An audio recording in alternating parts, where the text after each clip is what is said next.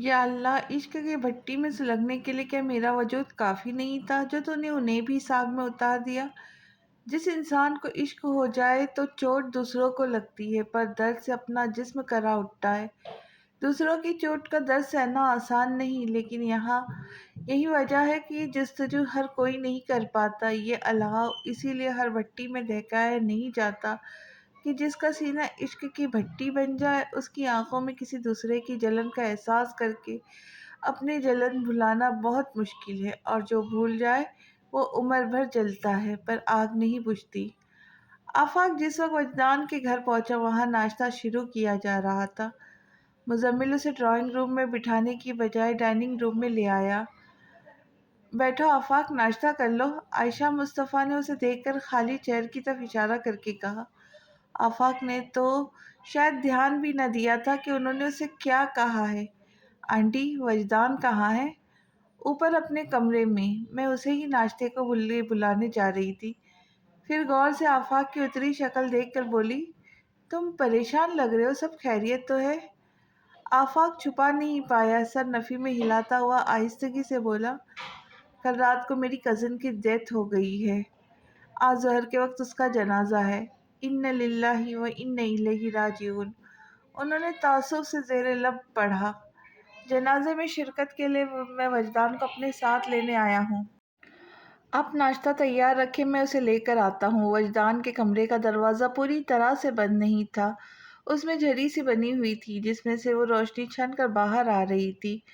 آفاق نے ہاتھ رکھ کر پورا دروازہ کھول دیا۔ وہ سر بیڈ کی پائتی سے ٹکائے کارپیٹ پر بیٹھا چھت کو گھور رہا تھا۔ ملیحہ کی تصویریں اس کے گرد بکھری پڑی تھی۔ آفاق جانتا تھا وجدان کو ملیحہ کے مرنے کی خبر دینا دنیا کا سب سے کٹھن کام ہو سکتا ہے، مگر پھر بھی وہ حوصلہ کرتا یہاں تک چلا آیا تھا۔ مگر وجدان کی حالت دیکھ کر اس کی ہمت جواب دے گئی۔ وجدان؟ بڑی دقتوں سے اس نے وجدان کا نام لے کر اسے مخاطب کیا تھا، جو ابھی تک اس کی موجودگی سے بے نیاز تھا۔ وجدان نے نظروں کا زاویہ بدل کر آفاق کو دیکھا، پھر سیدھا ہوتے ہوئے بے اختیار پوچھنے لگا، ملیحہ کیسی ہے؟ آفاق کے لب بھیج گئے، وہ سمجھ نہیں پایا کہ اس سوال کا کیا جواب دے۔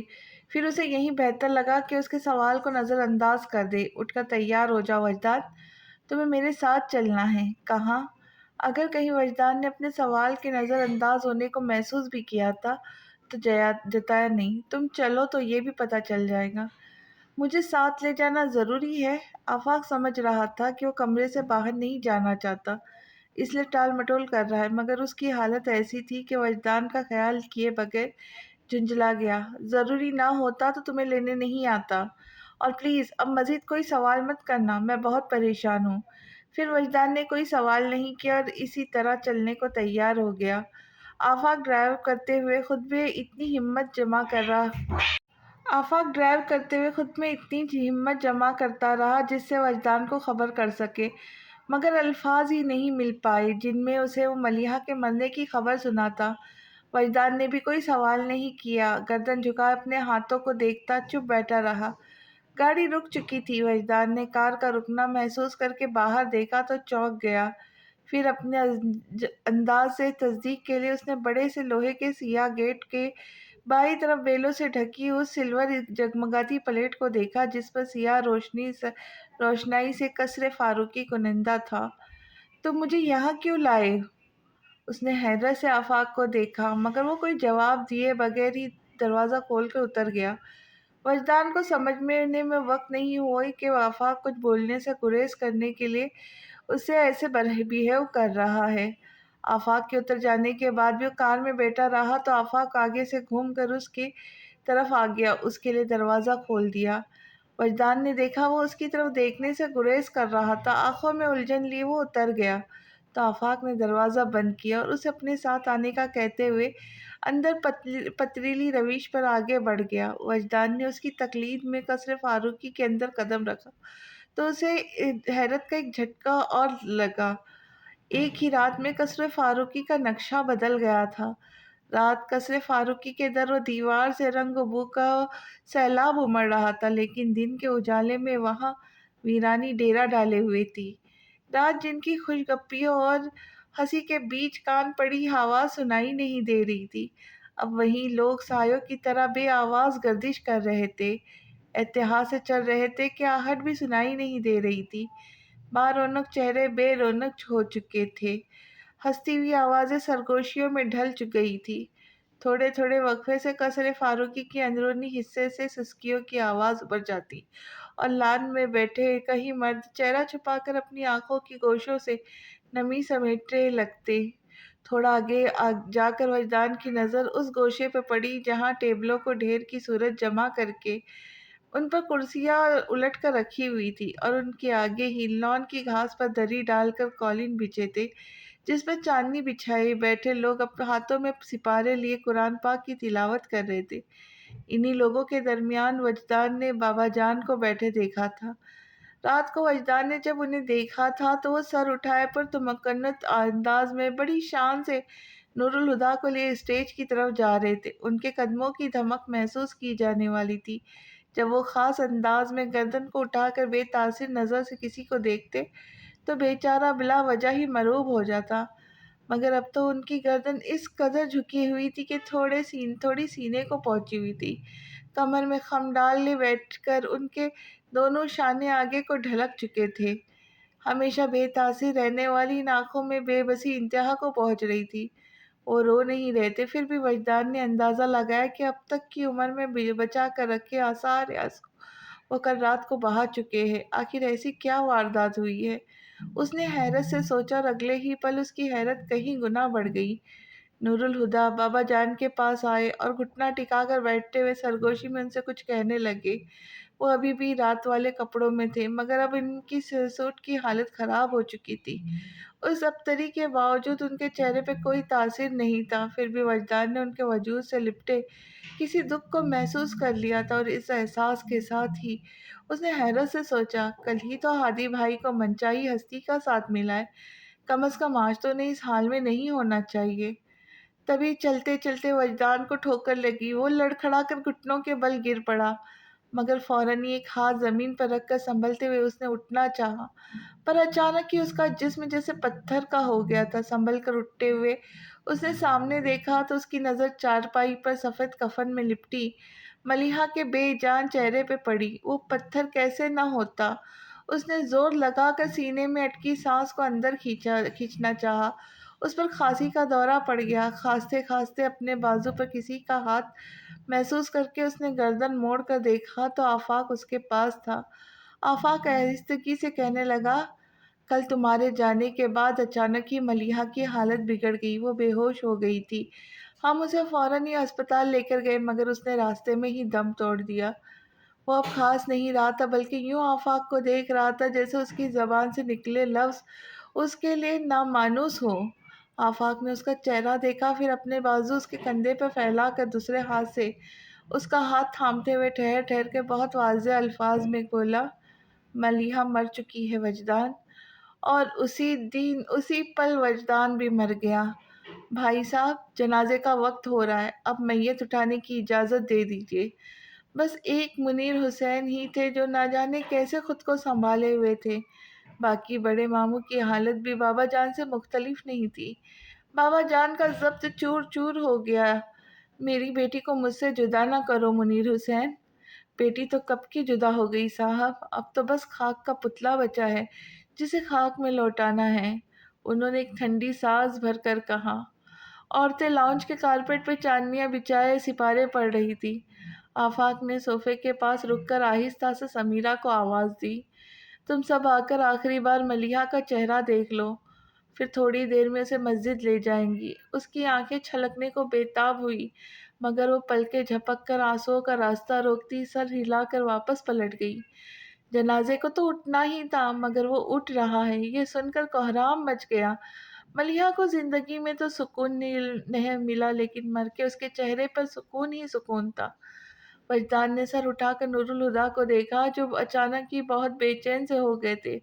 اگر وہ اتنے بدقسمت نہ ہوتے تو آج کا دن ان کی زندگی کا سب سے خوبصورت دن ہوتا، مگر میں نے ایک دعا بھی کی تھی کہ میری خوشی کی خاطر اپنا دکھ سہنے کا حوصلہ رکھنے والے کو کبھی دکھ نہ ملے، میں اس کا ساتھ چھوڑنے کا حوصلہ کہاں سے لاؤں؟ جو مجھے ساتھ چھوڑ کر جانے کی اجازت دے رہا ہے۔ الفاظ جو ایک پل کے لیے وجدان کی سماعتوں کا پیچھا نہ چھوڑتے تھے، اس کے ذہن میں گونجے گئے تو بے اختیار وہ ملیحہ سے گلہ کرنے لگا، آپ تو اپنی دعا کا بھرم نہ رکھ پائی، ہادی بھائی کا ساتھ کیا نبھاتی؟ اس نے ابھی تک اس کے دل میں جھانک کر نہیں دیکھا تھا کہ وہاں کتنی تباہی پھیلی ہے اور آیا کچھ بچہ بھی ہے کہ نہیں۔ وہ تو نور الہدیٰ کو سوچ رہا تھا، کیونکہ ملیحہ نے نور الہدیٰ سے آگے کچھ نہیں سوچا تھا۔ آپ کی یہ ادا بہت ظالم ہے ملیحہ۔ اس نے کفن کی چادر سے جھانکتے ملیحہ کے چہرے کو دیکھا۔ کل جدائی کا حکم سنایا تھا اور آج ہادی بھائی سے جدا ہو گئی۔ آپ کو نہ مجھ پر ترس آیا نہ ہادی بھائی پر۔ وجدان کی آنکھیں نم ہو گئی تو ملیحہ کا چہرہ اس کی نظروں میں دھندلا گیا، اس خیال سے کہ آج آخری بار اس کی نظریں ملیحہ کو چھوڑ رہی ہے۔ اب یہ نظارہ آنکھوں کو پھر نظر نہیں آئے گا۔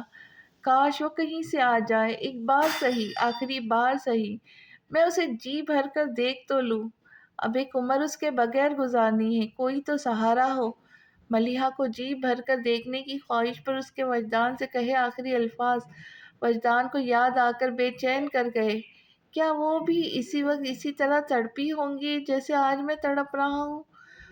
آج کوئی جا کر اس سے پوچھے، اپنی پوری زندگی میں سے صرف ایک پل مجھے نہیں دے گا؟ ایک پل، صرف ایک پل مجھے دے دے، ایک بار مجھ سے ملنے آئے، بس ایک بار۔ میں اپنی پوری زندگی آپ کو دے دوں گا ملیحہ، اپنی ہر سانس آپ کے نام لکھ دوں گا، بس ایک بار لوٹ آئے، بس ایک بار۔ اس کے دل میں ہر طرف فریاد مچل اٹھی، اٹھو اظہر، کیا بیٹی کو کاندھا نہیں دو گے؟ ملک ناصر نے یہ کیا کہہ دیا تھا؟ بابا جان تو دیوانوں کی طرح اپنا سر پیٹنے لگے۔ میں مر جاؤں گی بابا جان۔ کتنے مان سے اس نے اپنے باپ سے جان بخشی کی درخواست کی تھی۔ مر جاؤں گی تو تمہیں کندھے پر اٹھا کر اپنے ہاتھوں سے دفناؤں گا۔ اپنی بیٹی کے لیے کہے گئے الفاظ کتنے شفاف تھے، بابا جان کو اب احساس ہوا تھا۔ رہنے دے ملک انکل، پھوپھا جان سے نہیں ہوں گا، آفاق نے ان سے کہا۔ وجدان اٹھ کر ملیحہ کے سرہانے بائیں جانب آ کھڑا ہوا۔ نور الہدیٰ کا ذہن کام نہیں کر رہا تھا، ورنہ وہ وجدان کو پہچان جاتے، لیکن وہ حیران ہوئے تھے کہ جلتی آنکھوں اور دہکتے چہرے والا یہ شخص کون ہے جسے ملیحہ کی موت پر اتنا دکھ ہوا ہے کہ صبح سے بیٹھا پاگلوں کی طرح ملیحہ کو دیکھے جا رہا ہے، اور اب اپنے حلیے سے دیوانہ نظر آتا وہ شخص حقدار کی طرح ملیحہ کو کندھا دینے آ گیا تھا۔ یہ حیران ہونے کا وقت نہیں تھا، سو انہوں نے اپنی حیرت کو جھٹک دیا، پھر چاروں ایک ساتھ جھکے اور ملیحہ کا جنازہ اپنے کاندھوں پر اٹھا لیا۔ کلمے کی صدائیں بلند ہوگی۔ آج وہ قصر فاروقی سے رخصت ہو رہی تھی، ہمیشہ ہمیشہ کے لیے۔ 20 سالوں پہ محیط اس کی زندگی کی داستان اچانک ہی ایک موڑ پر آ کر ختم ہو گئی۔ اسے کہتے ہیں زندگی، یہ ہوتی ہے موت، ایک بے وفا دوسری بے رحم، اور کیا بے بسی ہے کہ قرار دونوں سے نہیں ہے۔ زندگی صفاق لگے تو موت کے آنچل میں چھپ جاؤ، لیکن اگر مر کر بھی سکون نہ ملے تو کوئی تیسرا دروازہ ہی ہوتا۔ قبر تیار ہو چکی تھی، ملیحہ کا جنازہ قبر کے پاس اتار دیا گیا۔ آفاق نے وجدان کو اشارہ کیا تو وجدان کو ملیحہ کا نہ مڑنا یاد آ گیا۔ وہ جبڑے بیچ کر نفی میں سر ہلاتا پیچھے نکل گیا۔ آفاق اسے ایک نظر دیکھتے ہیں جنازے کے پاس آ گیا، پھر کمر کے گرد بندھے کپڑے سے پکڑ کر نور الہدیٰ اور صمد کے ساتھ مل کر اتحاد سے ملیحہ کے جسم کو قبر کے اندر کھڑے جنید اور منیر حسین کے ہاتھوں میں پکڑا دیا۔ پھر وہ اور نور الہدیٰ بھی قبر میں اتر آئے۔ تم سفید رنگ مت پہنا کرو، اس رنگ میں تم اتنی پیاری لگتی ہو کہ ڈر لگتا ہے تمہیں نظر نہ لگ جائے۔ کفن کی سفید چادر اس کے چہرے پہ سے ہٹاتے ہوئے نور الہدیٰ کے ہاتھ کانپ گئے۔ انہوں نے غور سے اس کی طرف دیکھا، لیکن آج انہیں ملیحہ سفید رنگ میں اچھی نہیں لگی۔ انہیں بے ساختہ وہ رات یاد آ گئی جب ان کا انتظار کرتے وہ تھک کر سو گئی تھی۔ سوتے ہوئے اس کے چہرے پہ کتنی معصومیت تھی، وہ نرم سا تاثر جو سوتے جاگتے ہر حال میں اس کے ساتھ رہتا تھا۔ موت کے کئی گھنٹے گزر جانے کے بعد بھی وہ نرمی، وہ حلاوت، وہ معصومیت اس کے چہرے پہ تھی۔ نور الہدیٰ کو لگ رہا تھا جیسے وہ آج بھی تھک کر سو گئی ہو، مگر آج یہ تھکن زندگی کی تھی۔ میں تمہارے زہر سے آزاد نہیں ہونا چاہتا۔ انہوں نے نرمی سے ملیحہ کے پلکوں کو چھوا۔ میری زندگی تو جا رہی ہو، بس اتنا احسان کرنا کہ میرے دل سے کبھی نہ جانا۔ اپنی یاد کا ایک چراغ جلا کے میرے دل کے طاق پر رکھ دینا، میں اسی روشنی میں جینے کی وجہ ڈھونڈ لوں گا۔ ان کے دل کو کچھ ہوا تھا، وہ تیزی سے پلٹ کر قبر سے باہر نکل آئے۔ گورکن بیلچے کی مدد سے مٹی قبر میں بھر رہے تھے اور وجدان دفن ہوتا جا رہا تھا۔ کچھ ہی دیر لگی اور ملیحہ کا قیامت تک کے لیے سورج سے پردہ ہو گیا۔ اس کی ادھوری محبتیں، ناکامل نامکمل آرزوئیں اور ٹوٹے خواب اس کے جسم کے ساتھ ہی من و مٹی تلے دفن ہو گئے۔ اپنے جذبوں کی سلیب آپ اٹھائی ہم نے، زندگی سن تو سہی کیسے بتائی ہم نے۔ مڑ کے دیکھا ہے تو راہ زیست کو تنہا پایا، تب یہ معلوم ہوا عمر گنوائی ہم نے۔ نور الہدیٰ قبرستان سے نکلے تو گھر نہیں آئے، بلکہ وہیں سے ملک انکل کو بابا جان کا خیال رکھنے کو کہہ کر سکون کی تلاش میں جانے کن راستوں پر نکل کھڑے ہوئے، مگر سکون کبھی ڈھونڈنے سے ملا ہے؟ انہیں گھر جانے کے خیال سے وحشت ہو رہی تھی، مگر کب تک گھر نہ جاتے؟ گھر کی چوکھٹ پر قدم رکھتے ہی انہوں نے لاشعوری طور پر سامنے لاؤنج پر رکھے صوفے کی طرف دیکھا۔ ان کی نظر کی عادت ہو گئی تھی، وہ جیسے ہی انٹرنس کا دروازہ کھول کر اندر قدم رکھتے، ان کی نظر سامنے کو اٹھ جاتی اور ملیحہ جو روز لاؤنج کے صوفے پر بیٹھی ان کی واپسی کا انتظار کر رہی ہوتی۔ ہر روز کیے جانے والا استقبال اس انداز میں ہوتا تھا جیسے وہ ہفتوں بعد گھر لوٹے ہوں۔ وہ ایک ہاتھ لاک پر رکھے ابھی تک دروازے میں کھڑے تھے، جیسے منتظر ہو کہ ملیحہ کسی کونے سے نکل آئے، اچانک اس کے سامنے آ جائیں گی۔ تم کیوں مر گئی ملیحہ؟ یہ سوال اس وقت انہیں بے چین کیے ہوئے تھا، لیکن جواب نہیں ملا۔ لاؤنج میں رکھے اسی صوفے پہ سے نظر بچا کر سیڑھیاں چڑھتے اپنے کمرے تک آئے، دروازے کے ہینڈل پر ہاتھ رکھا، مگر اسے گھما نہ سکے۔ وہ جانتے تھے جیسے ہی وہ ہینڈل گھما کر دروازہ کھولیں گے، دروازے کے اوپر رکھی ٹوکری میں ملیحہ کے استقبال کی منتظر گلاب کی ڈھیروں پتیاں ان پر برسنے لگیں گی، اور کارپٹ پر بچھے پھول جو ملیحہ کے پیروں کو چھونے کی آس میں تھک کر اب مرجھا گئے تھے، ان کے بھاری بوٹوں کے تلے چرمرا جائیں گے۔ وہ بھلا کیسے اس شور کو سن پائیں گے؟ اور وہ شام جو اگر آ جاتی تو بڑی حسین تھی، اس کے حسن کے دو آتشاں بنانے کی خاطر اپنے وجود کی قربانی دینے والی کینڈلز بھی، جن کا موم کل ملیحہ کے وصل کے لیے سجائی گئی سیج پر نہ پا کر دکھ سے پگھلتا قطرہ قطرہ یوں ٹپکا تھا جیسے کسی آنکھ سے آنسو، اور پھر شب وصل میں آ جائے اجالے بھرنے کے لیے جلائی گئی موم بتیاں شب فرقت کے اندھیرے میں بجھ گئی تھی۔ اب کون ان کے پگھلے ہوئے وجود کو دیکھتا؟ سیج کو اپنے جھرمٹ میں لیے چھت سے لٹکتی تازہ گلاب کی لڑیاں جو اب اپنی تازگی کھو چکی تھی، نور الہدیٰ کیسے ان کے کملائے چہرے دیکھتے؟ یہ سب اہتمام ملیحہ کے لیے تھا، اور جب اسی نے یہاں پاؤں نہیں دھرا تو نور الہدیٰ یہاں کیسے قدم رکھ پاتے؟ دھیرے دھیرے ان کا ہاتھ ہینڈل پر سے سرک گیا، وہ الٹے قدم لاؤنج میں آئے تو بابا جان کے بند دروازے کے آگے رک گئے۔ وہ جانتے تھے اس بند دروازے کی دوسری طرف کیا قیامت ٹوٹ رہی ہوں گی، مگر ایک قیامت ان پر بھی گزر رہی تھی۔ کل سے وہ بابا جان کا حوصلہ بڑھا رہے تھے، انہیں سمیٹ رہے تھے، مگر اب انہیں اپنا حوصلہ بڑھانا تھا، نور خود کو سمیٹنا تھا تاکہ بابا جان کا دکھ بٹا سکے۔ وہ سر جھکا اس دروازے کے سامنے سے گزر کر ڈائننگ روم سے ہوتے ہوئے ہال میں آ گئے، جس کے دیواروں پہ ملیحہ کی پینٹنگز آویزاں تھی۔ ان کا رخ سیڑھیوں کی جانب تھا۔ ملیحہ کے کمرے کا دروازہ بھیڑا ہوا تھا، جسے نور الہدیٰ نے دونوں ہاتھوں سے پٹ تھام کر کھول دیا۔ کمرے کی فضا ساکت تھی۔ نور الہدیٰ نے آنکھیں بند کی اور گہرا سانس لے کر ملیحہ کی خوشبو کو محسوس کرنا چاہا جو کمرے میں ہر جانب بکھری تھی، پھر آنکھیں کھول کر کمرے میں ادھر ادھر دیکھنے لگے۔ یہی تو وہ گوشہ تھا جہاں ملیحہ نے اپنی مختصر زندگی کا زیادہ تر وقت گزارا تھا۔ کچھ لوگ ہوتے ہیں جو انسانوں پر ہی نہیں چیزوں پر بھی اپنا اثر چھوڑ جاتے ہیں۔ ملیحہ انہی لوگوں میں سے تھی جن کی چھاپ بہت گہری ہوتی ہے، اور شاید یہی وجہ تھی کہ نور الہدیٰ کے کمرے میں داخل ہوتے ہی یوں محسوس ہوا جیسے ملیحہ کہیں آس پاس ہی ہے، اور اس احساس سے ان کے اعصاب پرسکون ہونے لگے تھے، جیسے جلتے الاؤ پر ٹھنڈے پانی کے چھینٹے پڑ گئے ہوں۔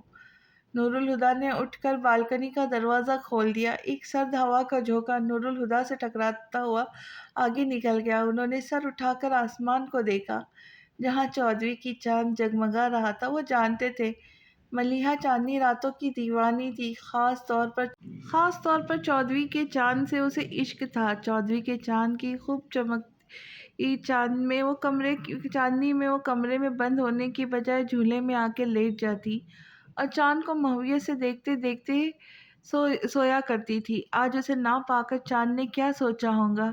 جھولے کے پاس کھڑے وہ سوچ رہے تھے، کتنی دور چلی گئی ہو ملیا، چاند سے بھی دور۔ خالی جھولے کو دیکھ کر وہ یاسیت میں ڈوب گئے۔ میں نے کب قربتوں کی خواہش کی تھی، لیکن کبھی یہ بھی تو نہیں چاہتا کہ تم دوریوں کے عذاب بخش اب یہ نظر نہیں تمہیں کہاں ڈھونڈے۔ میں نے کب قربتوں کی خواہش کی تھی، لیکن کبھی بھی یہ نہیں چاہا کہ تم دوریوں کے عذاب بخش دو، اب یہ نظر تمہیں کہاں ڈھونڈے۔ وہ مڑے اور واپس کمرے میں آ گئے۔ اپنا دھیان بٹانے کے لیے وہ ملیحہ کے اسٹوڈیو میں آ گئے۔ دیوار کے سہارے رکھے ایک کینوس کو اٹھا کر قریب سے دیکھنے لگے۔ بالکنی سے آتے تیز ہوا کے جھونکے نے ایزل پہ لگے کینوس کو ڈھانپے باریک پردے کو اڑا دیا تھا۔ نور الہدیٰ بے ساختہ متوجہ ہو گئے، نیٹ کا کور ہٹا کر کینوس کو دیکھنے لگے جس پر بنا ادھورا پورٹریٹ ایزل مراحل میں نامکمل چھوڑ دیا گیا تھا۔ اپنی انگلیوں سے کینوس کو چھوتے وہ عجیب سے احساس میں گر گئے۔ ملیحہ کی آخری تخلیق، لیکن ادھوری۔ شاید زندگی نے اس تصویر کو مکمل کرنے کی مہلت نہیں دی۔ یہ تصویر ہی کیوں، وہ تو سب کچھ ادھورا ہی چھوڑ گئی۔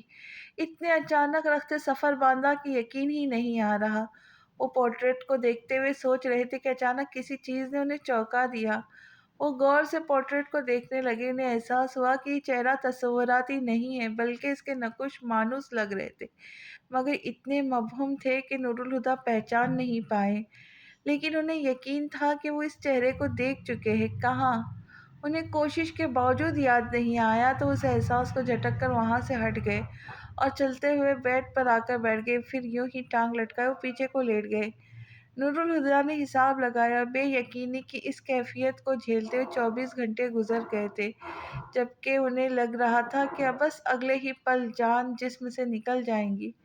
تمہاری محبت دیکھ لی نور الہدیٰ، خود پر طنز کیا۔ کہتے تھے ملیحہ کے بغیر ایک پل بھی نہیں رہ پاؤں گا، اور دیکھو 24 گھنٹے گزر چکے ہیں اور سانس اب بھی باقی ہے۔ مگر صرف سانس ہی تو باقی ہے، ان کے دل نے شکستہ انداز میں کہا تھا۔ انہوں نے سن کر پلکیں مون لی۔ ان کے تو پہلے ہی اعصاب ڈھیلے پڑ چکے تھے۔ پلکیں بند کیے تو جلتی ہوئی آنکھوں کو قرار آ گیا۔ انہوں نے ہاتھ بڑھا کر تکیہ اٹھایا۔ تکیے کے نیچے ایک ڈائری رکھی تھی۔ نور الہدیٰ حیران ہوتے اٹھ بیٹھے اور ہاتھ بڑھا کر ڈائری اٹھا لی۔ وہ چھوٹی کتاب کے سائز کی ریڈ کور والی ڈائری تھی، جس کے چکنے صفحوں کے درمیان ایک گولڈن کلر کا پین اس طرح سے پھنسا تھا جیسے کوئی لکھتے لکھتے کسی کام سے اٹھ کر گیا ہو۔ انہوں نے ڈائری کھول کر پہلے صفحے کو دیکھا جس پر ملیحہ کا نام لکھا تھا۔ وہ اور بھی حیران ہوئے۔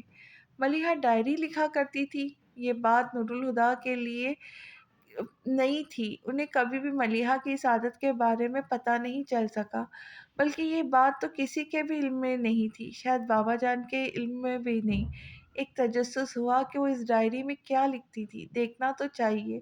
انہوں نے سوچا، جوتے اتار کر آرام سے نیم دراز ہوتے ہوئے ہاتھ بڑھا کر بیٹھ کے سائڈ ٹیبل پر رکھا لیمپ روشن کیا، ڈائری کھول کر پڑھنے لگے۔ نور الہدیٰ جانتے تھے ملیحہ کی زندگی میں کئی خلا تھے۔ انہیں لگتا تھا ملیحہ نے ان خلاؤں میں جینا سیکھ لیا تھا، اور ایسا لگنے کی وجہ بھی تھی۔ نور الہدیٰ نے ہمیشہ اسے پرسکون دیکھا تھا۔ وہ ایک شو پیس کی طرح لگتی تھی جسے لوگ ڈرائنگ روم میں سجا کر بھول جاتے ہیں، پھر یہ تو پتہ رہتا ہے کہ جی یہیں کہیں ایک شو پیس رکھا تھا، مگر روک کر اسے دیکھنے کی ضرورت محسوس نہیں ہوتی۔ اور وہ شو پیس بھی کبھی اس نے بے توجہی کا گلہ نہیں کرتے۔ بابا جان نے کبھی بھی ملیحہ کو شو پیس سے زیادہ کی اہمیت نہیں دی۔ وہ آس پاس سے ہے اتنا کافی ہے۔ وہ کس حال میں ہے یہ جاننا ضروری نہیں۔ نور الہدیٰ کو لگتا تھا ملیحہ نے شو پیس کی طرح ہی بابا جان کے نو لفٹ والے رویے کو قبول کر لیا تھا، لیکن ملیحہ شو پیس نہیں تھی۔ اس نے بھی کہا نہیں تھا، مگر اسے بابا جان کی بے توجہی کا گلہ تھا اور اپنی تنہائی سے شکایت۔ بابا جان کو حاوی رہنا پسند تھا۔ ملیحہ کے مزاج میں پسپائی تھی۔ جب بھی اس کا سامنا بابا جان کے سخت گیری سے ہوا، اس نے بہت آسانی سے ہار مانتے ہوئے قدم پیچھے لے لیے، اور ٹکراؤ کے امکانات کم کرنے کے لیے اس نے بابا جان کے مزاج کو اپنا لیا، لیکن اپنی ذات کی نفی نہیں کر پائی۔ جس نے اس کے اندر کشمکش کو جنم دیا تھا۔ یہی کشمکش ملیحہ کی زندگی کی سب سے بڑی تکلیف تھی، اور نور الہدیٰ نے اس تکلیف کو آج جانا تھا جب اسے اس دنیا کو چھوڑے 24 گھنٹے سے زیادہ گزر چکے تھے۔ ملیحہ کی اداسی، ملیحہ کی ناراضی، ملیحہ کی محرومیاں، اب جب کہ نور الہدیٰ اس کی تکلیف کو کم کرنے کے لیے کچھ بھی نہیں کر سکتے تھے۔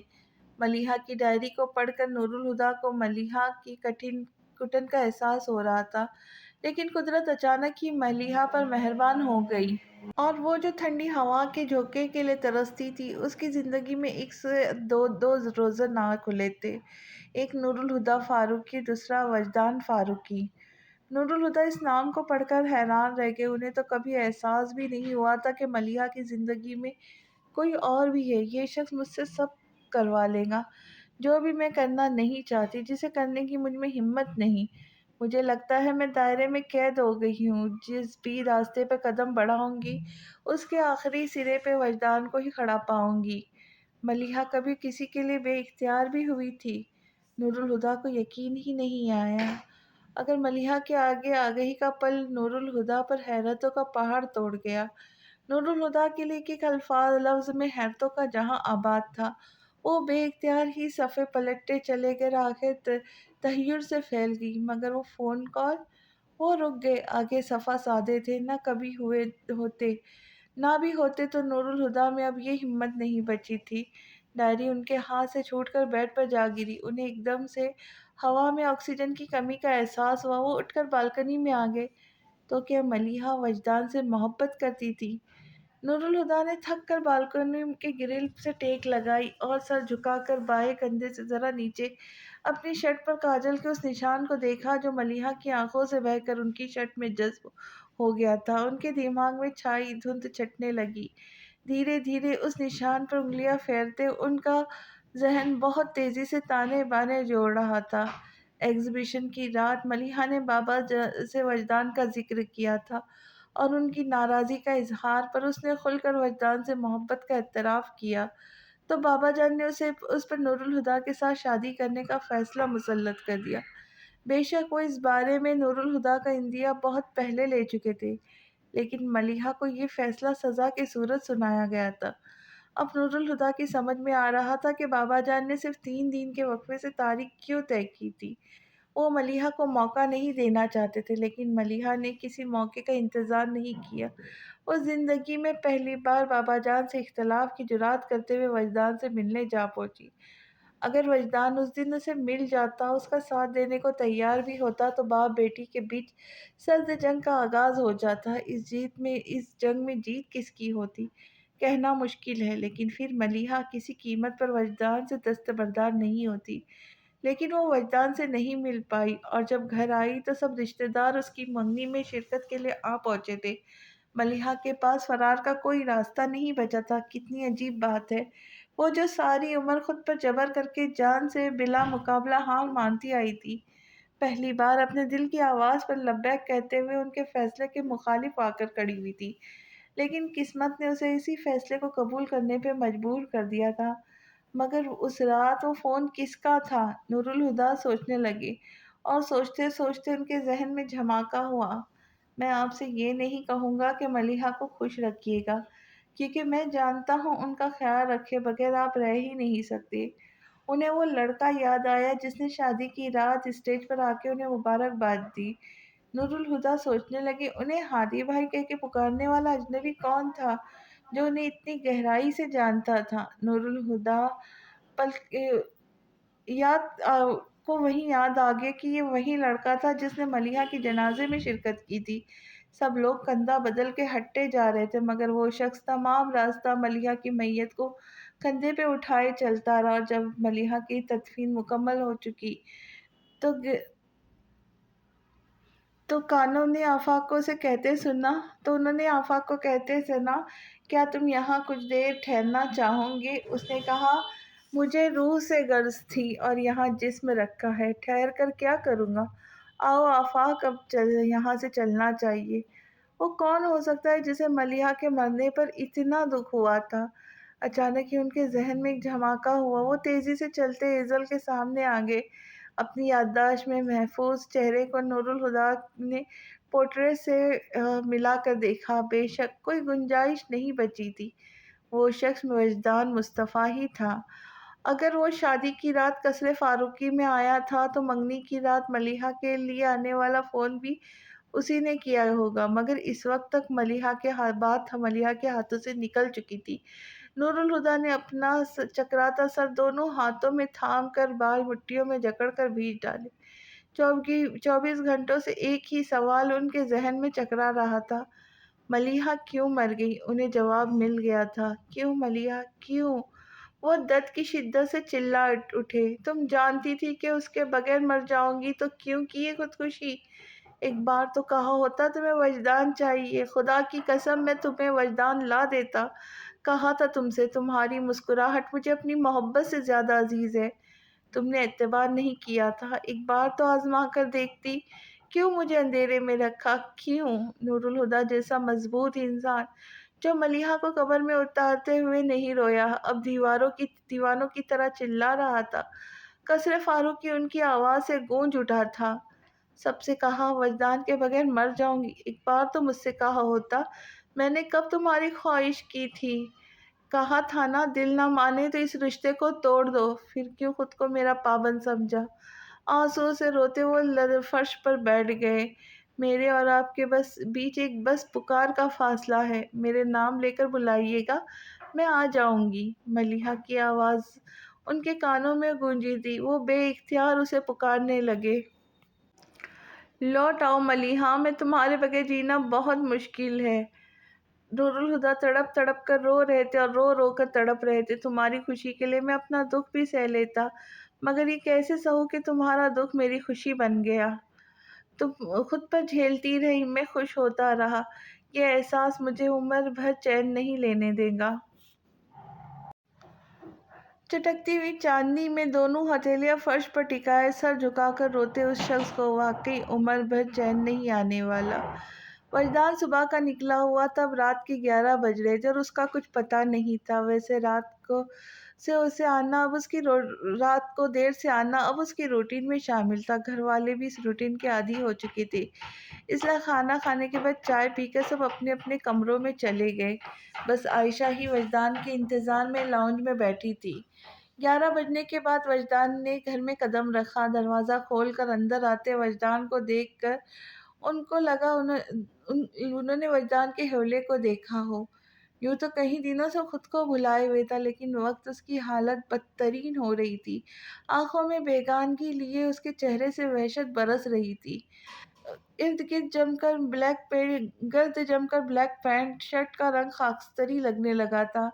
आयशा आखिर मात थी, उनका दिल पसीज गया। वो उठकर पास चली आई।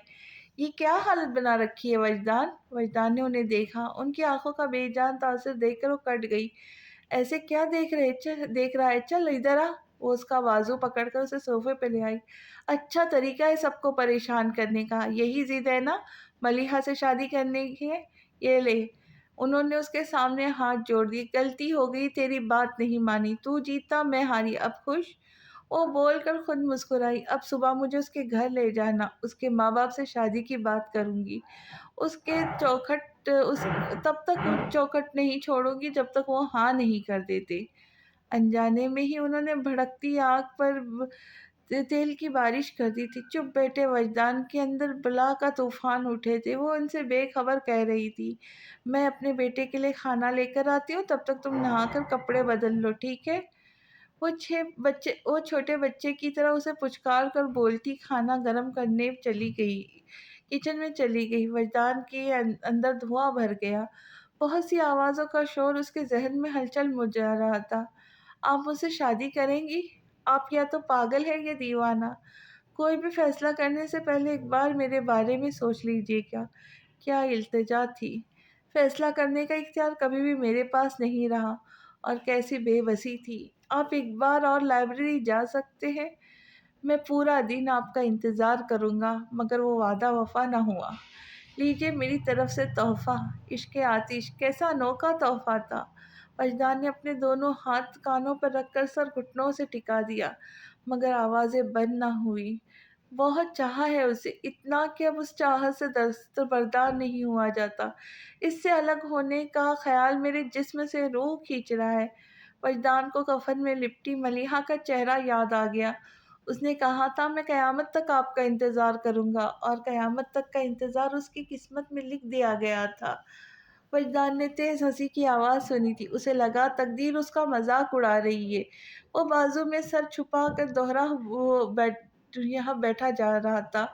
اس بار چڑیا کھنکنے کی آواز سنائی دی۔ وجدان نے سر اٹھا کر دیکھا تو اسے لاؤنج کے کھلے دروازے سے باہر پلر کے پاس چاندنی میں ڈھلا ایک پیکر دکھائی دیا، جیسے کوئی ہاتھ بڑھا کر بارش کے قطروں کو اپنی ہتھیلیوں پہ جذب کرتا ہے۔ وہ ہتھیلی کو کبھی الٹتی کبھی سیدھا کرتی، اپنے ہاتھ پر چاندنی کو دیکھ کر بچوں کی طرح خوش ہو رہی تھی۔ وجدان کی طرف اس کی پشت تھی، اس کے لمبے گھنے بال پوری طرح اس کی کمر کو ڈھک رہے تھے۔ پھر بھی وجدان پہلی نظر میں ہی اسے پہچان گیا، مگر حیرت کی وجہ سے اس کا نام وجدان کی زبان سے چند سیکنڈ کے تاخیر کے بعد سرسراتی ہوئی آواز میں نکلا، ملیحہ۔ وجدان کی آواز پر اس نے فوراً پلٹ کر دیکھا، وہ ملیحہ ہی تھی۔ مسکراتی نگاہوں سے ہکا بیکا بیٹھے وجدان کو دیکھتے ہوئے اس نے اچانک ہی اپنا ہاتھ اس کی طرف اٹھا دیا، جیسے اسے ہاتھ تھامنے کی دعوت دے رہی ہو۔ وجدان بےتاب ہو کر اٹھتا تیزی سے باہر آ گیا۔ پھر جیسے ہی اس نے ملیحہ کا ہاتھ تھامنا چاہا، وہ شرارت سے اپنا ہاتھ کھینچ کر ہنستی ہوئی پلٹ کر بھاگی۔ رکیے ملیحہ، اس نے آواز دی۔ ملیحہ نے پلٹ کر تو دیکھا، مگر رکی نہیں، بھاگتی ہوئی گیٹ سے نکل گئی۔ ملیحہ پلیز رک جائے، وجدان اسے آواز دیتا خود بھی گیٹ کی طرف لپکا۔ وہ گیٹ سے باہر نکلا تو ملیحہ دونوں ہاتھ پشت پر باندھے سامنے کھڑی شرارت سے اسے دیکھ رہی تھی۔ وجدان چلتا ہوا اس کے پاس آیا، وہ مسکراتے ہوئے قدم پیچھے کی طرف لینے لگی۔ میں کب تک آپ کو بلاتا رہوں گا اور آپ کب تک مجھ سے دور بھاگتی رہیں گی؟ اب بس کر دے۔ وہ وہ بکھر کر شکایت کر رہا تھا، مگر ملیحہ الٹے پیروں پر چلتی رہی۔ پھر اچانک ہی وجدان نے اسے رکنے کے لیے کہا، اس کا ہاتھ تھامنا چاہا، وہ تیزی سے پیچھے ہٹی، پلٹ کر بھاگنے لگی۔ وجدان بھی اس کے پیچھے دوڑتا چلا گیا۔ عائشہ کھانے کی ٹرے لاؤنج میں لے آئی۔ وجدان وہاں نہیں تھا۔ انہوں نے اس کی تلاش میں ادھر ادھر دیکھا تو کھلے دروازے سے انہوں نے وجدان کو گیٹ کی طرف بھاگتے جا کر دیکھا۔ وہ آوازیں لگاتی دروازے تک آ گئی، مگر وہ گیٹ سے نکل چکا تھا۔ واپس پلٹ کر انہوں نے ٹرے ٹیبل پر رکھی، تیز قدموں سے چلتی ہوئی گیٹ پر آ گئی اور باہر نکل کر دیکھا تو وجدان بھاگتا ہوا کسی گلی میں مڑ رہا تھا۔ ان کی چھٹی حس نے اسے وارننگ دی تھی۔ یکدم پلٹی اور جتنا تیز دوڑ سکتی تھی دوڑتی اپنے کمرے میں آ گئی۔ سوتے ہوئے مصطفیٰ عظیم کو جھنجھوڑا، اٹھیے مصطفیٰ صاحب، وجدان کو روکے، وہ کہیں چلا گیا ہے۔ وہ آنکھیں ملتے اٹھ بیٹھے، وجدان آ گیا؟ انہوں نے کچھ اور ہی سوال کیا۔ ہاں، اور چلا بھی گیا۔ میرے دل کو کچھ ہو رہا ہے مصطفیٰ صاحب، میرے بیٹے کو میرے پاس لے آئے۔ وہ اصل صورتحال کو سمجھ نہیں پائے تھے، بس اتنا سمجھ آیا کہ وجدان گھر آیا تھا اور پھر چلا گیا۔ اب چاہ رہی ہے کہ مصطفیٰ اسے گھر لے آئے۔ وہ بہت سے سوال کرنا چاہتے تھے، وجدان کیوں آیا اور گیا ہے اور چلا گیا ہے تو پریشانی کی کیا بات ہے، واپس آ جائے گا، مگر جس طرح عائشہ مصطفیٰ کے ہاتھ پیر پھول رہے تھے، انہیں احساس ہوا کہ ضرور کوئی گڑبڑ ہوئی ہے۔ ان کے پاس سوال کا وقت نہیں تھا، فوراً وجدان کے پیچھے نکلنا چاہیے۔ وہ جھٹکے سے اٹھ کھڑے ہوئے، نائٹ ڈریس پہنے ہی سلیپر پاؤں میں اڑستے باہر بھاگے۔ عائشہ باہر آ گئی اور اپنے کمرے کے ساتھ والا دروازہ پیٹتے ہوئے مزمل کو آواز دینے لگی۔ مصطفیٰ عظیم کی طرف دھیان دیے بغیر باہر نکلتے چلے گئے۔ ان کی اور مزمل کی کاریں پورچ پہ کھڑی تھی، اور بائیک بھی۔ اس کا مطلب وہ پیدل ہی گیا۔ تیزی سے سوچتے ہوئے اس کی تلاش میں خود بھی باہر نکل پڑے۔ دروازہ کھول کر مزمل نے اپنی ماں کو حواس باختہ چہرے کو دیکھا تو فکرمندی سے پوچھا، کیا بات ہے امی؟ وجدان کہیں چلا گیا ہے، جاؤ مزمل، اسے ڈھونڈ کر لے آؤ۔ کہاں چلا گیا ہے اور پریشان کیوں ہو رہی ہے؟ وہ بچہ نہیں ہے، واپس آ جائے گا۔ میرا دل کہہ رہا ہے مزمل، وہ واپس نہیں آئے گا، تم جا کے اسے لے آؤ۔ تمہارے ابو بھی گئے کیا؟ کچھ ہوا ہے جو وہ چلا گیا؟ مزمل کو یہی سمجھ میں آیا کہ شاید وہ وجدان کے ماں باپ سے کوئی بات ہوئی ہے اور وہ جھگڑا کر کے چلا گیا، ورنہ عائشہ اتنا پریشان کیوں ہوتی؟ مجھے نہیں پتا کہ وہ کہاں کیا ہوا، لیکن کچھ ہوا ضرور ہے۔ جب وہ آیا تو اس کے چہرے سے لگ رہا تھا کہ ساتھ کچھ ہوا ہے۔ دیر مت کرو مزمل، جاؤ جا کے اپنے بھائی کو ڈھونڈو۔ وہ رونے لگی تو مزمل نکل گیا۔ مزمل کے پاس کھڑی ہوئی انیکا باہر نکل کے ان کے پاس آئی، انہیں ساتھ لگا کے چپ کرانے لگی۔ امی پلیز آپ روئے تو مت، میں جا کر اسے لاتا ہوں۔ ان کے رونے پر اس نے پریشان ہو کر کہا۔ پھر اندر سے گاڑی کی چابی اٹھا کر باہر نکل گیا۔ گاڑی لے کر گلیوں میں گھومتے مزمل کو وجدان تو نہیں ملا، لیکن مصطفیٰ عظیم مل گئے۔ اس نے کار روک کر انہیں ساتھ بٹھا لیا۔ پھر دونوں باپ بیٹے گلیوں کو چھوڑ کر مین روڈ پر وجدان کی تلاش کرنے نکل گئے۔ 2 گھنٹے کی تلاش کے بعد وہ نامراد لوٹ آئے۔ وجدان نہیں ملا۔ عائشہ کے سوال پر مصطفیٰ عظیم کو لگا وہ اچانک ہی بہت بوڑھے ہو گئے۔ وہ شکستہ طور پہ گردن جھکا کر بیٹھ گئے۔ انتظار کر کے دیکھتے، ہو سکتا ہے صبح تک وہ خود ہی آ جائے۔ انیکا نے مرجھائے ہوئے چہرے پر امید جگانی چاہی۔ میں وجدان کو دوستوں کو فون کرتا ہوں، کسی کے مخاطب کیے بغیر کہہ کے مزمل اٹھا۔ ٹیلی فون اسٹینڈ سے ڈائری اٹھا کر اس میں وجدان کے دوستوں کے نمبر تلاش کرنے لگا۔ سب سے پہلے اسے آفاق کا نمبر ملا۔ اس نے ریسیور اٹھا نمبر ڈائل کرنے لگا۔ نہیں مزمل بھائی، وجدان تو یہاں نہیں آیا، بلکہ میں نے خود اسے گھر پہ ڈراپ کیا تھا۔ اچھا، ان کی آواز سست ہو گئی۔ مزمل بھائی ایسا کرتے آپ کی طرف آ جاتا ہوں، پھر ملک کا ڈھونڈتے۔ آفاق پریشان ہو گیا۔ فی الحال اس کی ضرورت نہیں، ابو اور میں اسے تلاش کر رہے ہیں، پھر تمہاری اپنی فیملی کرائسس میں گزر رہی ہے۔ امی نے بتایا تھا تمہاری کزن کے بارے میں، سن کر واقعی دکھ ہوا۔ آفاق لب کاٹنے لگے۔ اچھا، میں باقی دوستوں کی طرف ٹرائی کرتا ہوں، شاید وہاں مل جائے۔ اگر وہ تمہاری طرف آئے تو فون کر دینا۔ جی مزمل بھائی، ویسے کہنے کی ضرورت نہیں، میں سمجھ سکتا ہوں آپ اس وقت کتنے پریشان ہوں گے۔ اف، اللہ حافظ۔ دوسری طرف سے لائن ڈسکنیکٹ ہو گئی۔ تو آفاق نے ریسیور کریڈل پر ڈال دیا۔ سمیرہ کو اچانک ہی وہ بہت تھکا ہوا لگنے لگا تھا۔ وہ اس کے پاس آئی اور آہستہ سے اس کے کندھے پہ ہاتھ رکھ دیا۔ آفاق اس کے ہاتھ پر ہاتھ رکھتے ہوئے آہستگی سے بولا، کچھ نہیں، سمجھ نہیں آ رہا یہ سب کیا ہو رہا ہے۔ پہلے ملیحہ کی طرف سے بری خبر ملی، اب وجدان کی طرف سے دھڑکا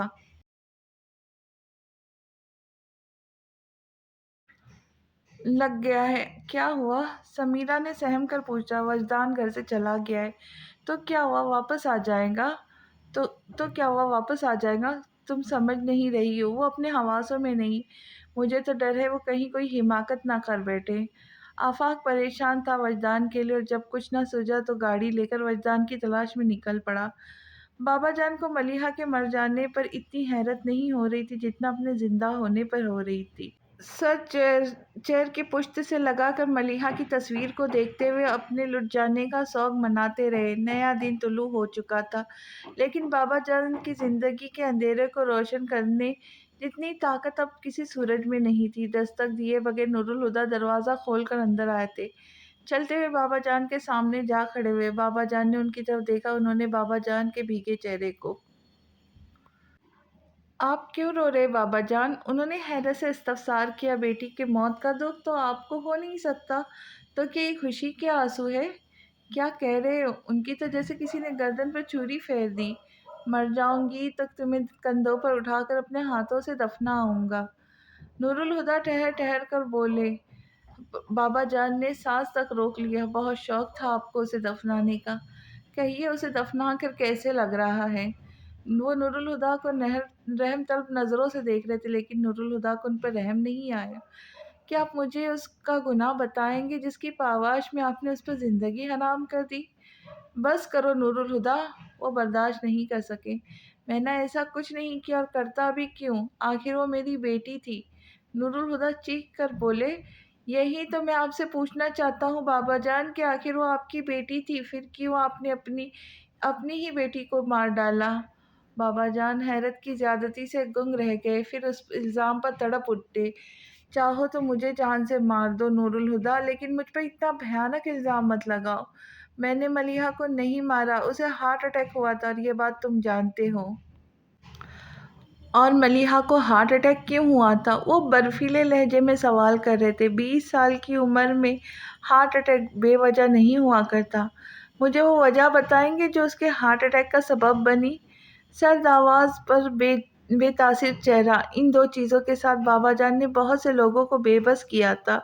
آج وہ خود ان کے آگے بے بس ہو گئے تھے۔ ان کا دایاں ہاتھ دونوں ہاتھ میں لے کر دھیرے دھیرے کہنے لگا، ملیحہ کیوں مر گئی؟ اس سوال کا جواب دینے کے لیے آپ کو ایک اعتراف کرنا ہے، اور اس اعتراف کے بعد ہو سکتا ہے ملیحہ تو آپ کو معاف کر دے، لیکن بابا جان، میں آپ سے وعدہ کرتا ہوں کہ قیامت تو کیا، اس کے بعد بھی میں آپ کو معاف نہیں کروں گا۔ اپنی بات کہہ کے وہ رکے نہیں اور اٹھ کر باہر نکل گئے۔ بابا جان ابھی تک سکتے کی کیفیت میں تھے، پھر ان کا اپنی گود میں رکھی ڈائری کے دھیان اپنی گود میں رکھی ڈائری پر گیا۔ انہوں نے ڈائری اٹھا کر کھولی، پھر پڑھنے لگے۔ ڈائری کیا تھی؟ ان کے جرائم کی فہرست تھی۔ انہیں لگا وہ کٹہرے میں کھڑے ہیں اور تند تیز لہجے میں ان کی پھر بھری عدالت میں ان کے جرائم کی فہرست پڑھا کر سنا رہا ہے۔ انہوں نے اپنی بیٹی کو قید تنہائی بخشی تھی۔ اس نے ہر قدم پر اس کے جذبات کو مجروح کیا، اور آخر بات وہاں تک آ پہنچی جہاں انہوں نے ملیحہ کو ایسے جگہ کی طرف ڈھکیل دیا تھا جہاں آ کر ملیحہ پر زندگی مشکل اور موت آسان ہو گئی تھی۔ الزام کڑے تھے، لیکن بابا جان کے پاس اپنی صفائی میں کہنے کے لیے کچھ بھی نہیں تھا۔ ہر الزام سچا تھا، ہر جرم حقیقت۔ اعتراف کے بعد کا کیا راستہ تھا؟ ڈائری ان کے ہاتھ سے چھوٹ کر گود میں گری، پھر سرک کر ان کے پیروں پہ اوندھی جا پڑی۔ پچھتاوے سے زیادہ اذیت کسی احساس میں نہیں، اور اعتراف سے زیادہ کرب انگیز کچھ نہیں ہوتا۔ وہ بھیگی آنکھوں کے ساتھ چلانے لگے، میں نے ملیحہ کو مار ڈالا، میں نے اپنی ہی بیٹی کو جان لے لی۔ کوئی ہے جو مجھ جیسے ظالم باپ کی گردن اڑا دے، جس نے اپنی اولاد کا خون کیا؟ مار ڈالا میں نے اپنی بچی کو، اپنی بیٹی کا قاتل ہوں میں۔ میری ملیحہ میرے ہاتھوں مر گئی۔ لوگوں، مجھے مار ڈالو۔ ان کی آواز کمرے کی دیواروں سے ٹکرا کر گونجتی رہی۔ فجر کے اذانوں کے ساتھ کراچی کے مضافات میں زندگی معمول کے مطابق جاگ اٹھی تھی۔ چاچا ہوٹل کے ایک چاچا روز کی طرح اپنی بھینسوں کا دودھ نکال کے چھوٹے کی ہمراہی میں تڑکے ہی پہنچ گئے تاکہ گاہکوں کے آنے سے پہلے ان کے ناشتے کا بندوبست ہو سکے۔ ویسے بھی اس ہوٹل پر گاہک بہت آتے تھے۔ ایک تو یہ کہ یہ ہوٹل ہائی وے کے ساتھ تھا، دوسرے آس پاس 50 کلومیٹر تک کوئی دوسرا ہوٹل نہیں تھا، اس لیے ان کے سے گزرنے والے ٹرک ڈرائیوروں کے پیٹ پوجا کے لیے چاچا ہوٹل میں ہی رکنا پڑتا۔ چاچا تو دودھ کی بالٹیاں سائڈ پر رکھ کر ٹھہرے پر بیٹھا غرارے کرنے لگا، چھوٹے چارپائیوں کو بازیاب کرانے کے لیے کچن کے دروازے کا تالا کھولنے لگا۔ تبھی اس کی نظر تندور کے ساتھ رکھے لکڑیوں کے ذخیرے پہ پڑی۔ اسے وہاں کوئی چھپا ہوا نظر آیا۔ اس نے فس فس کی آواز نکال کر چاچا کو متوجہ کر کے لکڑیوں کے ڈھیر کی طرف اشارہ کیا۔ چاچا نے آنکھیں سکڑ کر ڈھیر کی طرف دیکھا، پھر کسی کی جھلک پا کر ٹھہرے سے اتر آیا۔ پہلوان تھا، اس نے چھپے ہوئے ڈرنے کی ضرورت محسوس نہیں کی۔ اس کے سر پر پہنچ کر اس کا گلا دبوچ لیا۔ ہاں بھائی بول، کون ہے تو، اور ادھر گھسا کیا کر رہا ہے؟ شش! اس نے فوراً منہ پر انگلی رکھ کے اسے چپ ہونے کو کہا، پھر ادھر ادھر دیکھ کر اس کے کان کے پاس سرگوشی کی۔ آہستہ بولو، نہیں تو انہیں پتہ چل جائے گا میں یہاں پر چھپا ہوں۔ کس کو پتہ چل جائے گا؟ چاچا اسی کے لہجے میں بولے۔ وہ جو اندر ہے۔ اس نے کچن کے دروازے کی طرف اشارہ کیا۔ چھوٹے نے ڈر کے مارے وہاں سے دروازہ چھوڑ دیا، دروازے سے 2 قدم پیچھے ہٹ کر کھڑا ہو گیا۔ دروازے پہ تو تالا ہے، پھر کوئی اندر کیسے جائے گا؟ چاچا بولا۔ وہ دروازے سے نہیں گئی۔ پھر؟ چاچا نے چونک کر پوچھا۔ وہ وہاں سے اندر گئی۔ چاچا اور چھوٹے نے اس کے ہاتھ کی طرف اشارے کی طرف دیکھا تو ہنس پڑے۔ اوئے، وہ یہاں سے اندر گئی ہے؟ کمال ہو گیا۔ چاچا نے روشن دان کی طرف دیکھ کر ہنستے ہوئے، جس میں سے کوئی بچی بھی مشکل سے گزرتی، اور اس کی باتوں سے تو لگتا ہے وہ کسی خاتون کا ذکر کر رہا ہے۔ ہاں، وہ سنجیدگی سے بولے۔ تم نے انہیں بتانا نہیں کہ میں یہاں ہوں، اگر انہیں پتہ چل گیا تو وہ بھاگ جائیں گی۔ چل نہیں بتاتے، پر ہمارے ملنے پر تو پابندی نہیں ہے۔ اور چھوٹے تالا کھول، وہ بدستور مذاق اڑاتے ہوئے چھوٹے سے بولا، جس نے تالا تو کھول دیا لیکن دروازہ بھیڑا ہی رہنے دیا۔ تو اسی لیے چھوٹا ہے۔ چاچا اس کے خوف پر اسے ملامت کرتا کچن کا دروازہ کھول کر اندر چلا آیا، پھر خوف زدہ ہوتا اندر آیا، پھر وہاں تو کوئی نہیں تھا۔ اس نے سکھ کا سانس لیا اور چارپائی باہر بچھانے آ گیا۔ اس نے اوٹ میں ہو کر اندر جھانکا، پھر انہیں نہ پاک کر وہ کچن میں آ گیا۔ وہ کہاں چلی گئی؟ او پائیا، یہاں کوئی نہیں ہے۔ نہیں، وہ ادھر ہی تھی، میں نے خود دیکھا تھا۔ وہ سڑک کراس کر کے یہاں آئی، پھر تندور پر چڑھی۔ اس نے روشن دان سے اندر چھلانگ لگا لی۔ وہ ضرور مجھ سے چھپ رہی ہے، اس نے کہا، پھر پلیٹیں اٹھا کر اور ہر گلاس جھاڑتا انہیں اسے تلاش کرنے لگا جیسے سوئی ہو۔ دیکھ، روشن دان سے چھلانگ لگا کر اندر آئی، اب روشن دان سے چھلانگ لگا کر باہر چلی گئی ہوں گی۔ ایسا کر تو اسے باہر جا کر ڈھونڈ۔ جا، شاباش، اس نے پچکار کر کہا۔ ادھر وہ بھی ان کو نہ پا کر مایوس ہو گیا۔ وہ باہر آ گیا، سڑک پر آنکھیں گھما گھما کر دیکھتا، جیسے اندازہ کرنے لگا کہ وہ کدھر گئی ہوں گی۔ پھر ایک سمت کا تعین کر کے دوڑ پڑا۔ جوتے نہ جانے کب اس کے پیروں سے نکل گئے تھے، ویسے بھی رات بھر بھاگنے کے بعد اس کے زخمی پاؤں جوتے پہننے کے قابل نہیں رہے تھے۔ وہ ننگے پاؤں سڑک پر بھاگتا چلا جا رہا تھا۔ چاچا، یہ کون تھا؟ چھوٹے نے سوال کیا۔ پاگل تھا بیچارہ، چاچا نے کہہ کر چارپائی اٹھائی اور بچھانے کے لیے باہر لے آیا۔ رات آفاق کے آنے کے بعد ساجد بھی جلد ہی پہنچ گیا تھا۔ ساری رات وجدان کی تلاش جاری رہی۔ رنگیں ہوتی رہی، فون بجتے رہے، مگر لا حاصل۔ اتنا تو بتا دو عائشہ کہ آخر ہوا کیا تھا؟ مصطفیٰ عظیم کے لہجے میں بھی تھکن تھی۔ کتنے بار کہوں مصطفیٰ صاحب کہ کچھ نہیں ہوا تھا۔ وہ جب گھر آیا تو پہلے سے ہی پریشان تھا، بلکہ وہ تو کئی دنوں سے ملیحہ والے معاملے پر اپسیٹ تھا۔ مجھ سے دیکھا نہیں گیا، اس سے کہا کہ وہ ملیحہ سے شادی کر لے، مجھے کوئی اعتراض نہیں ہے۔ پھر میں اس کے لیے کھانا لینے چلی گئی، واپس آئی تو گیٹ سے باہر نکل رہا تھا، اور بس اس سے زیادہ مجھے کچھ معلوم نہیں۔ لیکن آفاق کو بہت کچھ معلوم تھا۔ اس نے ملیحہ کے نام پر ان کو دیکھا، پھر سر جھکا کر نفی میں سر ہلانے لگا۔ ابو، میں سوچ رہا تھا کہ ہمیں ہسپتالوں میں دیکھ لینا چاہیے، کوئی حادثہ نہ ہو گیا ہو۔ کچھ دن پہلے کے واقعے کو نظر میں رکھتے ہوئے مزمل نے کہا تو ساجد تائید کرنے لگا۔ بالکل ٹھیک کہا مزمل بھائی، ہمیں اس امکان کو نظر انداز نہیں کرنا چاہیے۔ تو پھر چلے؟ آفاق اٹھتے ہوئے بولا تو باقی تینوں بھی فوراً ہی اٹھ گئے۔ پھر شہر کے کوئی ہاسپٹل، کلینک ایسا نہیں بچا جہاں ان لوگوں نے وجدان کو تلاش نہ کیا، لیکن وہ کہیں نہیں ملا۔ گھر لوٹنے پر اس کے مایوس چہرے کو دیکھ عائشہ نے نم آنکھوں سے اپنے شوہر کو دیکھتے ہوئے کہا، کمال ہے مصطفیٰ صاحب، میں ماں ہوں، پھر بھی جس وقت سے آپ گئے مستقل دعا کر رہی ہوں کہ کاش میرے بیٹے کا ایکسیڈنٹ ہو گیا تھا۔ باپ ہو کر بھی بیٹے کو لیے بغیر آ گئے۔ مصطفیٰ عظیم نے ان کی طرف دیکھا، پھر نظر چراتے ہوئے سر پکڑ کر بیٹھ گئے۔ کسی خیال کے تحت مزمل نے انیکا کو مخاطب کیا، انیکا، تم ذرا دھیان سے وجدان کے کمرے کی تلاشی لو، شاید وہ اپنا کوئی سراغ چھوڑ گیا ہو۔ آپ کے کہنے سے پہلے ہی میں ایک کام کر چکی ہوں اور مجھے اس کے کمرے سے ایسی کوئی چیز نہیں ملی، البتہ۔ اتنا بول کر وہ چپ ہوئی تو مزمل فوراً بولا، کیا؟ وجدان کا NIC، اس کا ڈرائیونگ لائسنس اور چیک بک وغیرہ سب غائب ہے۔ میں نے باقی چیز بھی چیک کیا مگر کہیں نہیں ملی۔ وہ جو کہنا چاہتی تھی سب پل میں سمجھ گئے۔ اس کا مطلب وجدان اپنے ضروری ڈاکیومنٹس اور چیک بک ساتھ لے گیا ہے۔ اگر ایسا ہے تو وہ جہاں بھی گیا ہے یقیناً واپسی کے ارادے سے نہیں گیا۔ ساجد پریشان کن لہجے میں بولا۔ مصطفیٰ عظیم تو کچھ کہنے کے لائق ہی نہیں رہتے، اور عائشہ بھی دوپٹے میں منہ چھپا کر سسکنے لگی۔ آفاق نے انیکا سے پوچھا، اس کے استعمال کی چیزوں میں سے اور کیا کچھ غائب ہے؟ اور تو کچھ بھی نہیں، اس کے کپڑے، جوتے اور باقی سامان سب اپنی جگہ پر ہے، بلکہ مجھے اس کا والیٹ بھی اس کے بیڈ کے دراز میں ملا، اور تو اور وہ ملیحہ کی تصویر بھی گھر چھوڑ گیا ہے۔ ملیحہ کی تصویریں؟ ایک دم ہی آفاق کے لہجے سے حیرت ابھری آواز نکلی۔ ہاں، انیکا نے کہا، پھر ایک لفافہ آگے بڑھاتے ہوئے بولی، یہ مجھے وجدان کی کتابوں میں رکھا ملا تھا۔ آفاق سے پہلے مزمل نے وہ لفافہ اس کے ہاتھ سے لے کے تصویریں نکالی اور ایک تصویر پکڑ کر باقی مصطفیٰ عظیم کے ہاتھ میں دے دی۔ ساجد نے ان کے ہاتھ سے 2 تصویریں لے کر ایک آفاق کو دی اور ایک خود دیکھنے لگا۔ پہلی نظر میں ہی وہ پہچان گیا کہ یہ وہی تصویریں تھیں جو وجدان نے اس کے کیمرے سے کھینچی تھی، مگر اسے تردد ہوا، یہ کیسے معلوم ہوا کہ یہی ملیحہ ہے؟ عائشہ مصطفیٰ نے تصویروں کی طرف ہاتھ نہیں بڑھائے، وہ یقیناً یہ تصویریں پہلے ہی دیکھ چکی تھی۔ تم کیسے کہہ سکتی ہو کہ یہ ملیحہ کی تصویریں ہیں؟ مصطفیٰ عظیم نے وہ سوال کیا جو سب کے ذہنوں میں تھا۔ میں ملیحہ سے مل چکی ہوں۔ اس نے بم پھوڑا تھا، سب کے منہ حیرت سے کھل گئے۔ مزمل نے سرسراتے لہجے میں پوچھا، کب؟ وہ بتانے لگی، جس دن وجدان کا ایکسیڈنٹ ہوا تھا وہ وجدان سے ملنے گھر آئی تھی۔ اس نے خود بتایا تھا کہ وہ ملیحہ فاروقی، پھر اپنا نمبر دے کر کہا تھا کہ وجدان سے کہوں اسے کال کر لے، لیکن میں نے اسے نمبر لے کر پھاڑ دیا۔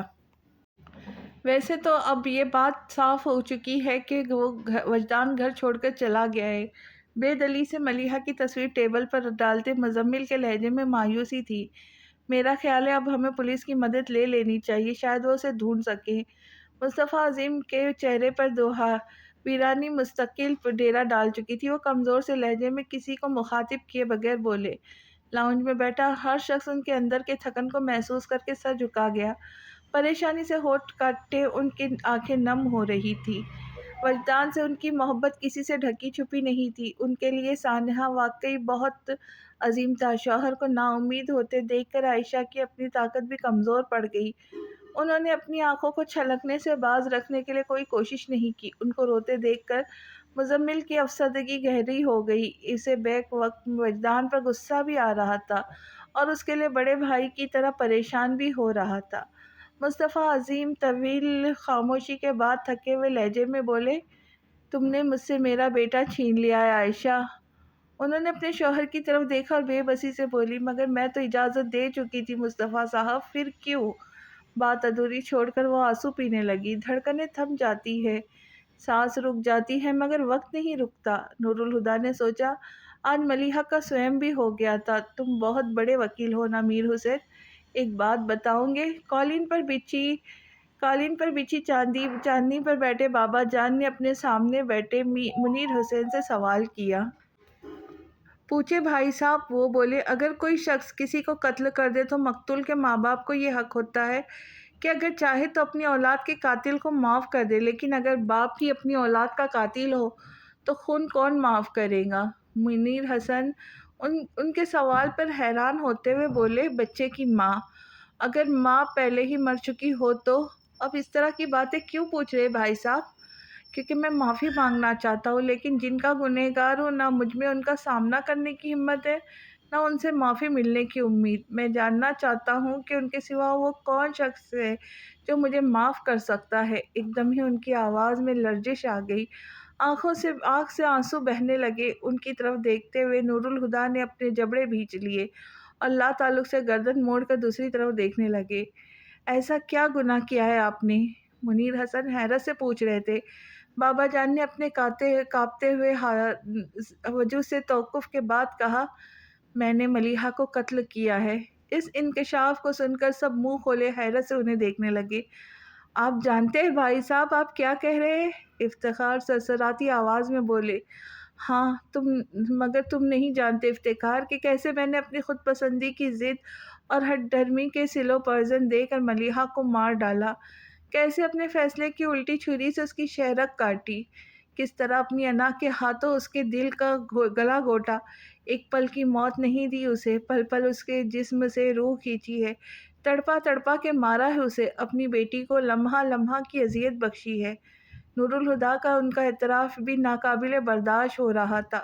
وہ غیر محسوس انداز میں اٹھے اور باہر نکل گئے۔ لیکن کیوں؟ افتخار حسن حیرت سے سوال کر رہے تھے، آخر ملیحہ سے کیا گناہ سرزد ہوا تھا؟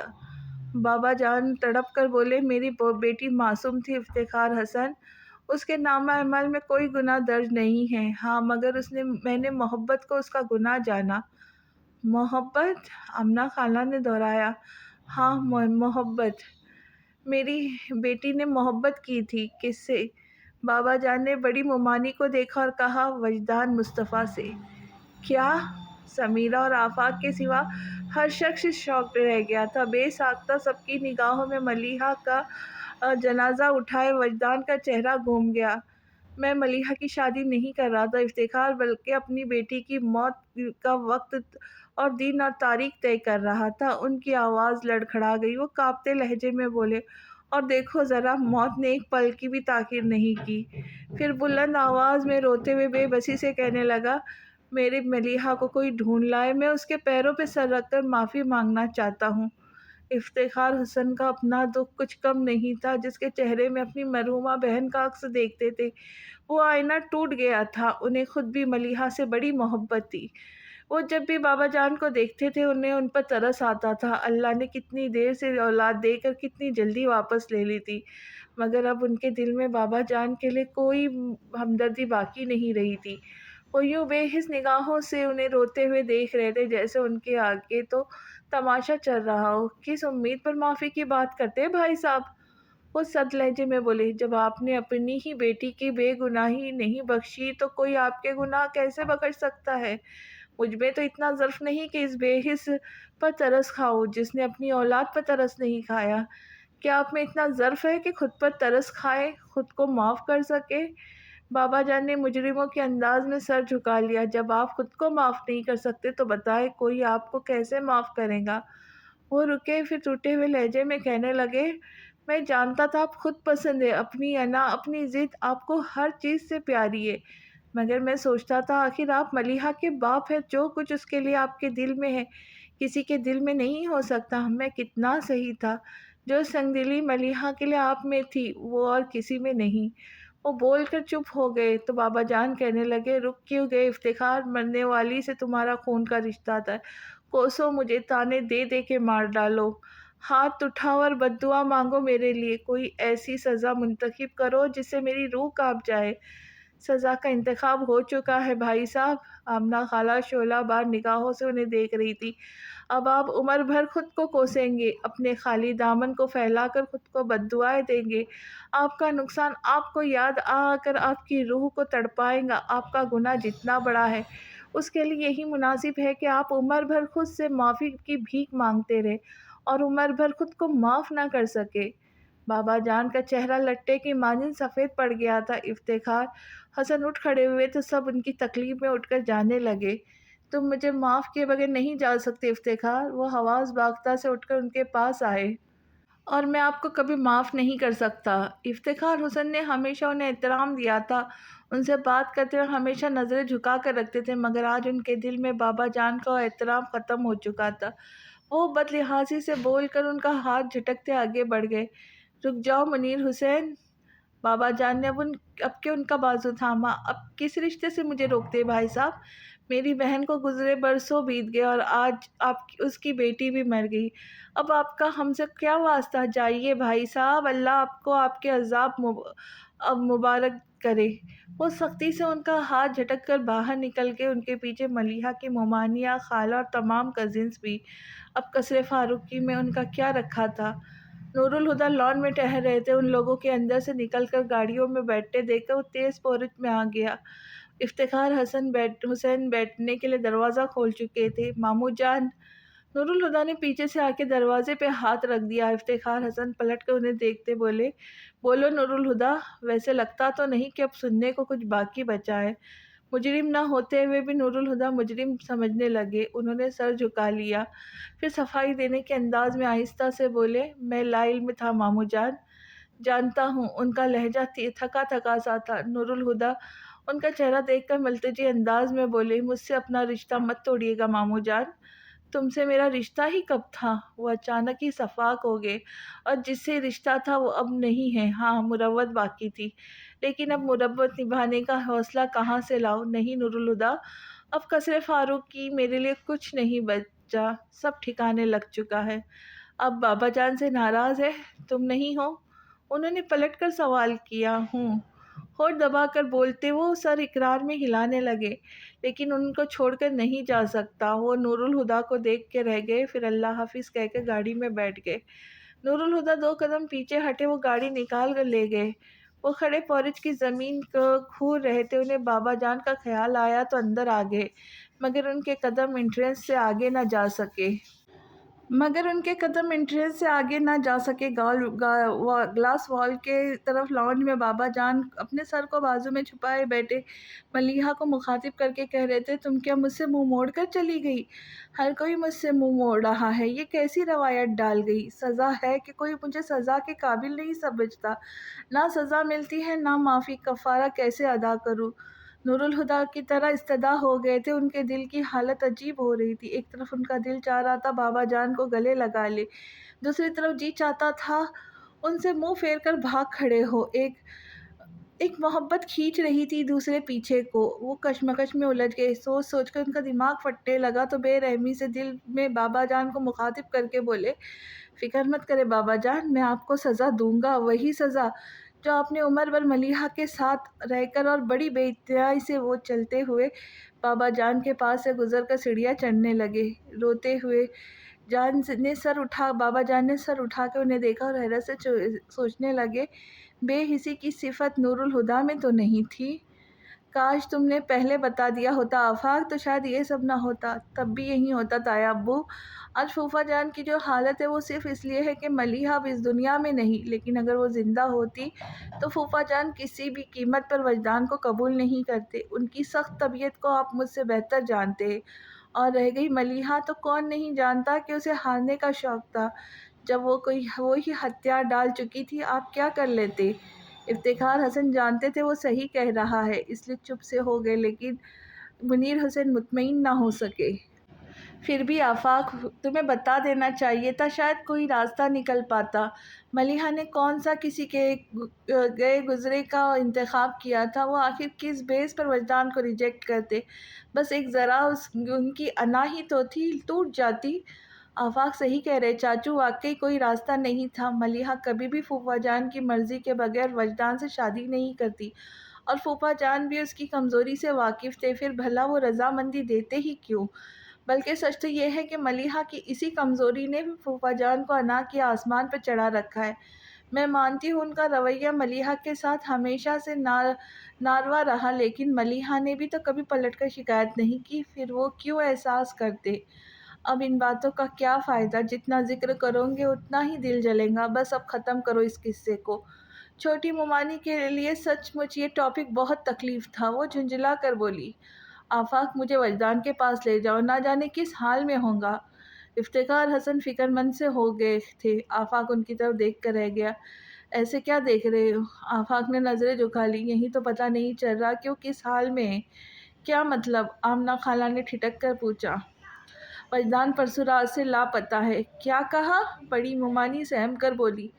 میں ٹھیک کہہ رہا ہوں، وجدان گھر سے چلا گیا ہے۔ پرسوں جب میں اسے قبرستان سے لے کر آیا تو اس کی دماغی حالت نارمل نہیں تھی، پھر میں نے ہی اسے گھر ڈراپ کیا، یہ سوچ کر کہ کچھ دیر آرام کرنے سے اس کی حالت سنبھل جائے گی، مگر وہ گھر سے چلا گیا۔ اس کے نکلتے ہی انکل اور مزمل بھائی اس کی تلاش میں لگ گئے تھے، مگر کوئی فائدہ نہیں ہوا۔ وہ ابھی تک لاپتہ ہے۔ سب دوست رشتہ داروں کے گھر چیک کر لیا، پورے شہر کے ہسپتال دیکھ لیے، لیکن وہ کہیں نہیں ملا۔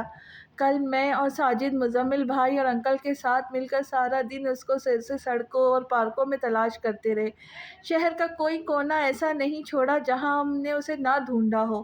سمجھ میں نہیں آتا اسے زمین نکل گئی یا آسمان، کہیں سے کوئی خبر تک نہیں ملتی۔ اب تو پولیس میں بھی رپورٹ کرا دی ہے، اور صبح کے اخباروں میں اس کی گمشدگی کا اشتہار بھی چھپ گیا ہے۔ دعا کریں کہیں سے کوئی اطلاع مل جائے۔ اس نئی افتادات پر ہر کوئی چپ سا ہو گیا۔ یا اللہ، یہ کیا ہو رہا ہے؟ ہر طرف سے بری خبریں مل رہی، سکون تو جیسے اب ہمیشہ کے لیے رخصت ہو گیا ہے۔ افتخار حسن گھبرا کر بولے۔ منیر حسن نے ایک نظر اپنے بھائی کو دیکھا جو ٹوٹ سے گئے تھے، پھر آفاق سے تیز لہجے میں بولے، تم یہ سب آج بتا رہے ہو؟ اور کیا کرتا؟ جو ساتھ گزر چکا وہ کیا کم ہے جو میں آپ سب کو اور پریشان جو سانحہ گزر چکا وہ کیا کم ہے جو میں آپ سب کو اور پریشان کرتا؟ اچھا اب یہ بتاؤ، باتیں چھوڑو۔ بڑی مومانی پریشان سے لہجے میں بولی، پھر اپنے شوہر سے کہا، افتخار ہمیں وجدان کے گھر چلنا چاہیے۔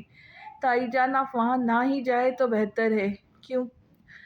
وہ اب اسے دیکھ کر بولی، کیونکہ آپ بار بار ملیحہ کا نام لے کر رونے لگتی ہے، اور میں نے وجدان کے گھر والوں کو ملیحہ سے اپنے رشتے کے بارے میں کچھ نہیں بتایا، اور شاید وجدان نے بھی ایسی کوئی بات نہیں کی، ورنہ وہ ضرور کچھ کرتے۔ پھر انہیں ملیحہ کے انتقال کے بارے میں بھی کوئی اطلاع نہیں، لیکن تم نے یہ سب ان سے کیوں چھپایا جبکہ اس کی ضرورت نہیں؟ میر حسن کی بات سن کر آفاق نے کہا، تو کیا بتاتا کہ ملیحہ کی موت کے صدمے نے وجدان کے دماغ پر اثر کیا ہے، اور اس نے ہوش مندی میں نہیں بلکہ پاگل پن کی کیفیت میں گھر چھوڑا ہے، تاکہ ان کے دلوں سے رہا سہا اطمینان بھی رخصت ہو جائے، جیسے میرے دل سے رخصت ہو گیا ہے۔ اب تک تو در در بھٹکتا وہ سچ مچ پاگل ہو گیا ہوگا، غلط لوگوں کے دل میں جگہ دی، اور ان دونوں نے تو اپنے دل کے آگے کسی اور کے دل کی پرواہ نہیں کی۔ آفاق دل گرفتہ ہو گیا۔ وہ چشم تصور سے وجدان کو کریا کریا دیوانوں کی طرح بھٹکتے دیکھ رہا تھا۔ مغرب کی نماز کے بعد نمازی مسجد سے نکل رہے تھے جب وہ خستہ حال شخص ایک دم کہیں سے آ دھمکا۔ اس کے سر کے بال، بڑی ہوئی داڑھی میں گرد جمی ہوئی تھی، کپڑوں کی حالت ابتر ہو رہی تھی، ڈھیروں مٹی لیے زخمی پاؤں جوتے کے قید سے آزاد تھے۔ وہ یقیناً کوئی دیوانہ ہی تھا جو ایک ایک کو پکڑ کے پوچھ رہا تھا، تم نے انہیں دیکھا ہے؟ ابھی ابھی وہ ادھر تھی۔ نہیں نہیں، ادھر نہیں، ادھر۔ ہاں ادھر تھی۔ پھر پتہ نہیں کدھر گئی؟ انہیں جاتے دیکھا ہے؟ اس نے پہلے مسجد کی سیڑھیوں کی طرف اشارہ کیا، پھر فوراً ہی انہیں منع کرتے ہوئے اندر برآمدے کی طرف اشارہ کرنے لگا، مگر کسی نے اس پر دھیان نہیں دیا۔ ہر شخص اس سے بچ کر نکلنے کی کوشش میں تھا۔ وہ التجائیں کرنے لگا، کوئی تو بتا دے وہ کہاں گئی؟ کب سے ڈھونڈ رہا ہوں، کوئی تو مجھے بھیک میں اس کا دیدار کرا دے۔ اپنی فریاد کے رائگاں جانے پر اس نے ایک دم ہی سفید کاٹن کے کلف لگے شلوار قمیض میں ملبوس سیاہ کے موٹے سے آدمی کو دبوچ لیا۔ اس پر جنون سوار ہونے لگا، موٹے کو جھنجھوڑتے ہوئے چیخ کے کہنے لگا، تو بتا مجھے وہ کہاں ہے؟ بتا، میں جانتا ہوں تجھے پتہ ہے، بول کدھر ہے وہ؟ وہ پہلے تو اس افتادات پر گھبرا گیا، پھر خود کو چھڑا کر حقارت سے زوردار تھپڑ اس کے گال پہ جڑ دیا۔ ہٹ پاگل کہیں کا، سارے کپڑوں کا ستیہ ناش کر دیا! اور وہ تھپڑ کھا کر گر گیا۔ تبھی اسے نمازیوں کی بھیڑ کے اندر کسی کی جھلک نظر آئی۔ وہ جھٹکے سے اس کی ہی طرف بڑھا۔ موٹے شخص نے جو اسے پاگل کو اٹھ کر اس طرف بڑھتے دیکھا تو حواس باختہ سا ہو کر اس نے فوراً جھک کر ایک تھپڑ اٹھایا اور تاک کر اس کی طرف پتھر اٹھایا اور یہ تاک کر اس کے طرف پھینک دیا۔ اس کے سر سے خون کا فوارہ چھوڑیا۔ بس ایک پل کو ماتھے پر ہاتھ رکھ کر دوہرا ہوا تھا، پھر بہتے ہوئے خون کی پرواہ چھوڑ کر وہ بے اختیار اس کی طرف بڑھا۔ موٹے شخص نے جو بدستر اسے اپنی جانب آتے دیکھا تو ایک اور پتھر اٹھا کر اسے دے مارا، پھر ایک ساتھ کئی پتھر اس نے ہاتھ میں اٹھا لیے، ایک کے بعد ایک مارنے لگا۔ باقی نمازیوں نے جو ایک پاگل کو اس موٹے آدمی سے بھیڑتے دیکھا تو وہ بھی اس پر پل پڑے۔ شرم نہیں آتی؟ نمازیوں کو پریشان کرتا ہے، ہٹا کٹا مستنڈا ہو کر آوارہ گردی کرتا ہے۔ مسجد جیسی متبرک جگہ تیری بدمعاشی کے لیے نہیں ہے؟ ہر طرف سے ایسے جملے پڑ رہے تھے اور اسی رفتار سے لاتے گھسے بھی، مگر وہ خوشبوؤں میں دھلے اسپیکر پر نگاہ جمائے اپنے ایک ہاتھ اس کی طرف بڑھاتا، بدن کی پوری طاقت لگا کر خود کو ان لوگوں کے چنگل سے چھڑانے کی کوشش کر رہا تھا، پر اس کی ایک نہ چلی۔ اسے اتنے سارے لوگوں کے بے رحم شکنجے میں دیکھ کر ان جھیل سی آنکھوں میں طغیانی آ گئی۔ پھر جیسے اس سے برداشت نہ ہوا، وہ اچانک ہی پلٹ کر بھاگنے لگی۔ رک جائیے، مت جائے مجھے چھوڑ کر! وہ چلایا، پھر اپنے ارد گرد موجود لوگوں کو ڈھکیلنے لگا۔ وہ جب چپ کر کے پٹتا رہا، لوگ اسے پیٹتے رہے۔ جب وہ انہیں دھکے مار کر خود چھڑانے لگا تو اسے سب چھوڑ کر خوف زدہ سے پیچھے ہٹ گئے۔ وہ اس طرف کی پیچھے بھاگا جو نظر سے اوجھل ہوتی جا رہی تھی، پھر بھاگتے بولا، اسے پتھر سے ٹھوکر لگی، وہ منہ کے بل زمین پر گر پڑا، اس کے دانتوں سے خون نکل آیا۔ اس نے سڑک کراس کر اس طرف دیکھا جدھر وہ گئی تھی، پھر گھبرا کر چاروں طرف نظر گھمائی، لیکن وہ اسے کہیں نظر نہیں آئی۔ کسی کے احساس سے اس کی آنکھیں برسنے لگیں۔ اوندھے منہ لیٹے اس نے سر اٹھا کے آسمان کو دیکھا، پھر خود اللہ سے فریاد کی صورت پکارا، یا اللہ! لوگ ہنس رہے تھے، بچے پاگل پاگل کی صدائیں لگاتے تالیاں بجا رہے تھے، اور وہ زمین پر پوری طاقت سے ایک ہاتھ کا مکہ بنائے زمین کو پیٹ پیٹ کر اپنے ہاتھ زخمی کر رہا تھا۔ دھول اڑ اڑ کے اس کے چہرے پہ پڑ رہی تھی، وہ کرب سے چلاتا جا رہا تھا۔ قریب ہی ایک دکان کے باہر کھڑا شخص تب اسے تماشا محسوس ہوتا اپنے سامنے کھڑے آدمی سے بولا، دیکھ یار، کیا تماشا چل رہا ہے؟ ارے یہ تو کچھ بھی نہیں، ادھر دیکھو، اصل تماشے کی خبر تو آج اخبار میں چھپی ہے۔ سنتے آئے لڑکیاں گھر سے بھاگتی ہیں، پر اب تو لڑکے بھی گھر سے بھاگنے لگے۔ اس نے متعلق دھیان نہ دیا۔ اخبار میں چھپی خوش شکل خوش لباس نوجوان کی تصویر اسے دکھائی، جس کے نیچے لکھا تھا، نام وجدان مصطفیٰ، ولد مصطفیٰ عظیم، عمر 25 سال، رنگت سانولی، قد 5 feet 11 inch, black shirt black pant میں ملبوس اور پیروں میں بوٹ پہنے ہوئے، ناراض ہو کر گھر سے چلا گیا۔ اگر کسی صاحب کو وجدان مصطفیٰ کے بارے میں اطلاع ہو تو مہربانی نیچے دیے گئے ٹیلی فون نمبر پر رابطہ کریں، اطلاع دینے والے کو 1 لاکھ روپے نقد انعام دیا جائے گا۔ اس نے اپنے ساتھی سے اخبار لے کر بلندی میں خبر پڑھی اور دونوں ایک دوسرے کے ہاتھ پر ہاتھ مار کر ہنسنے لگے۔ بابا جان کی پہلے بھی کوئی خاص مصروفیت نہیں تھی، بس بوائی کٹائی کے سیزن میں نگرانی کے لیے زمین پر چلے جاتے، یا پھر اگر کوئی تنازع کھڑا ہو جاتا تو اس کے لیے حل کے لیے جانا پڑتا۔ منافع اخراجات اندراج بھی ان کے سر درد تھا، مگر جب وہ قصر فاروقی میں ہوتے تو واقعی ریٹائرڈ لائف گزارا کرتے۔ موانی میں یا تو وہ ملک ناصر کے گھر پر ہوتے یا ملک ناصر قصر فاروقی پہ ڈیرے ڈال کے بیٹھے رہتے۔ दोनों दोस्त जवानी की किस्से और आर्मी लाइफ की यादों को दोहराते, शतरंज की बिसात पर एक दूसरे को मात देते रहते।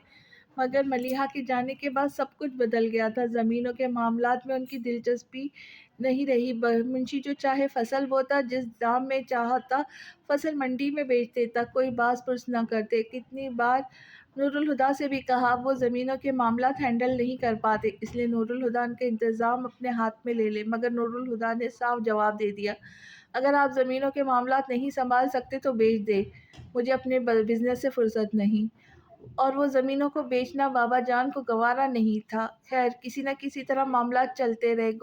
अमलन बाबा जान ने सब उठा दिया था, बस अपने कमरे तक महदूद हो गए थे। मलिक नासिर की तरफ जाना भी छोड़ दिया था, लेकिन वो खुद आ जाते।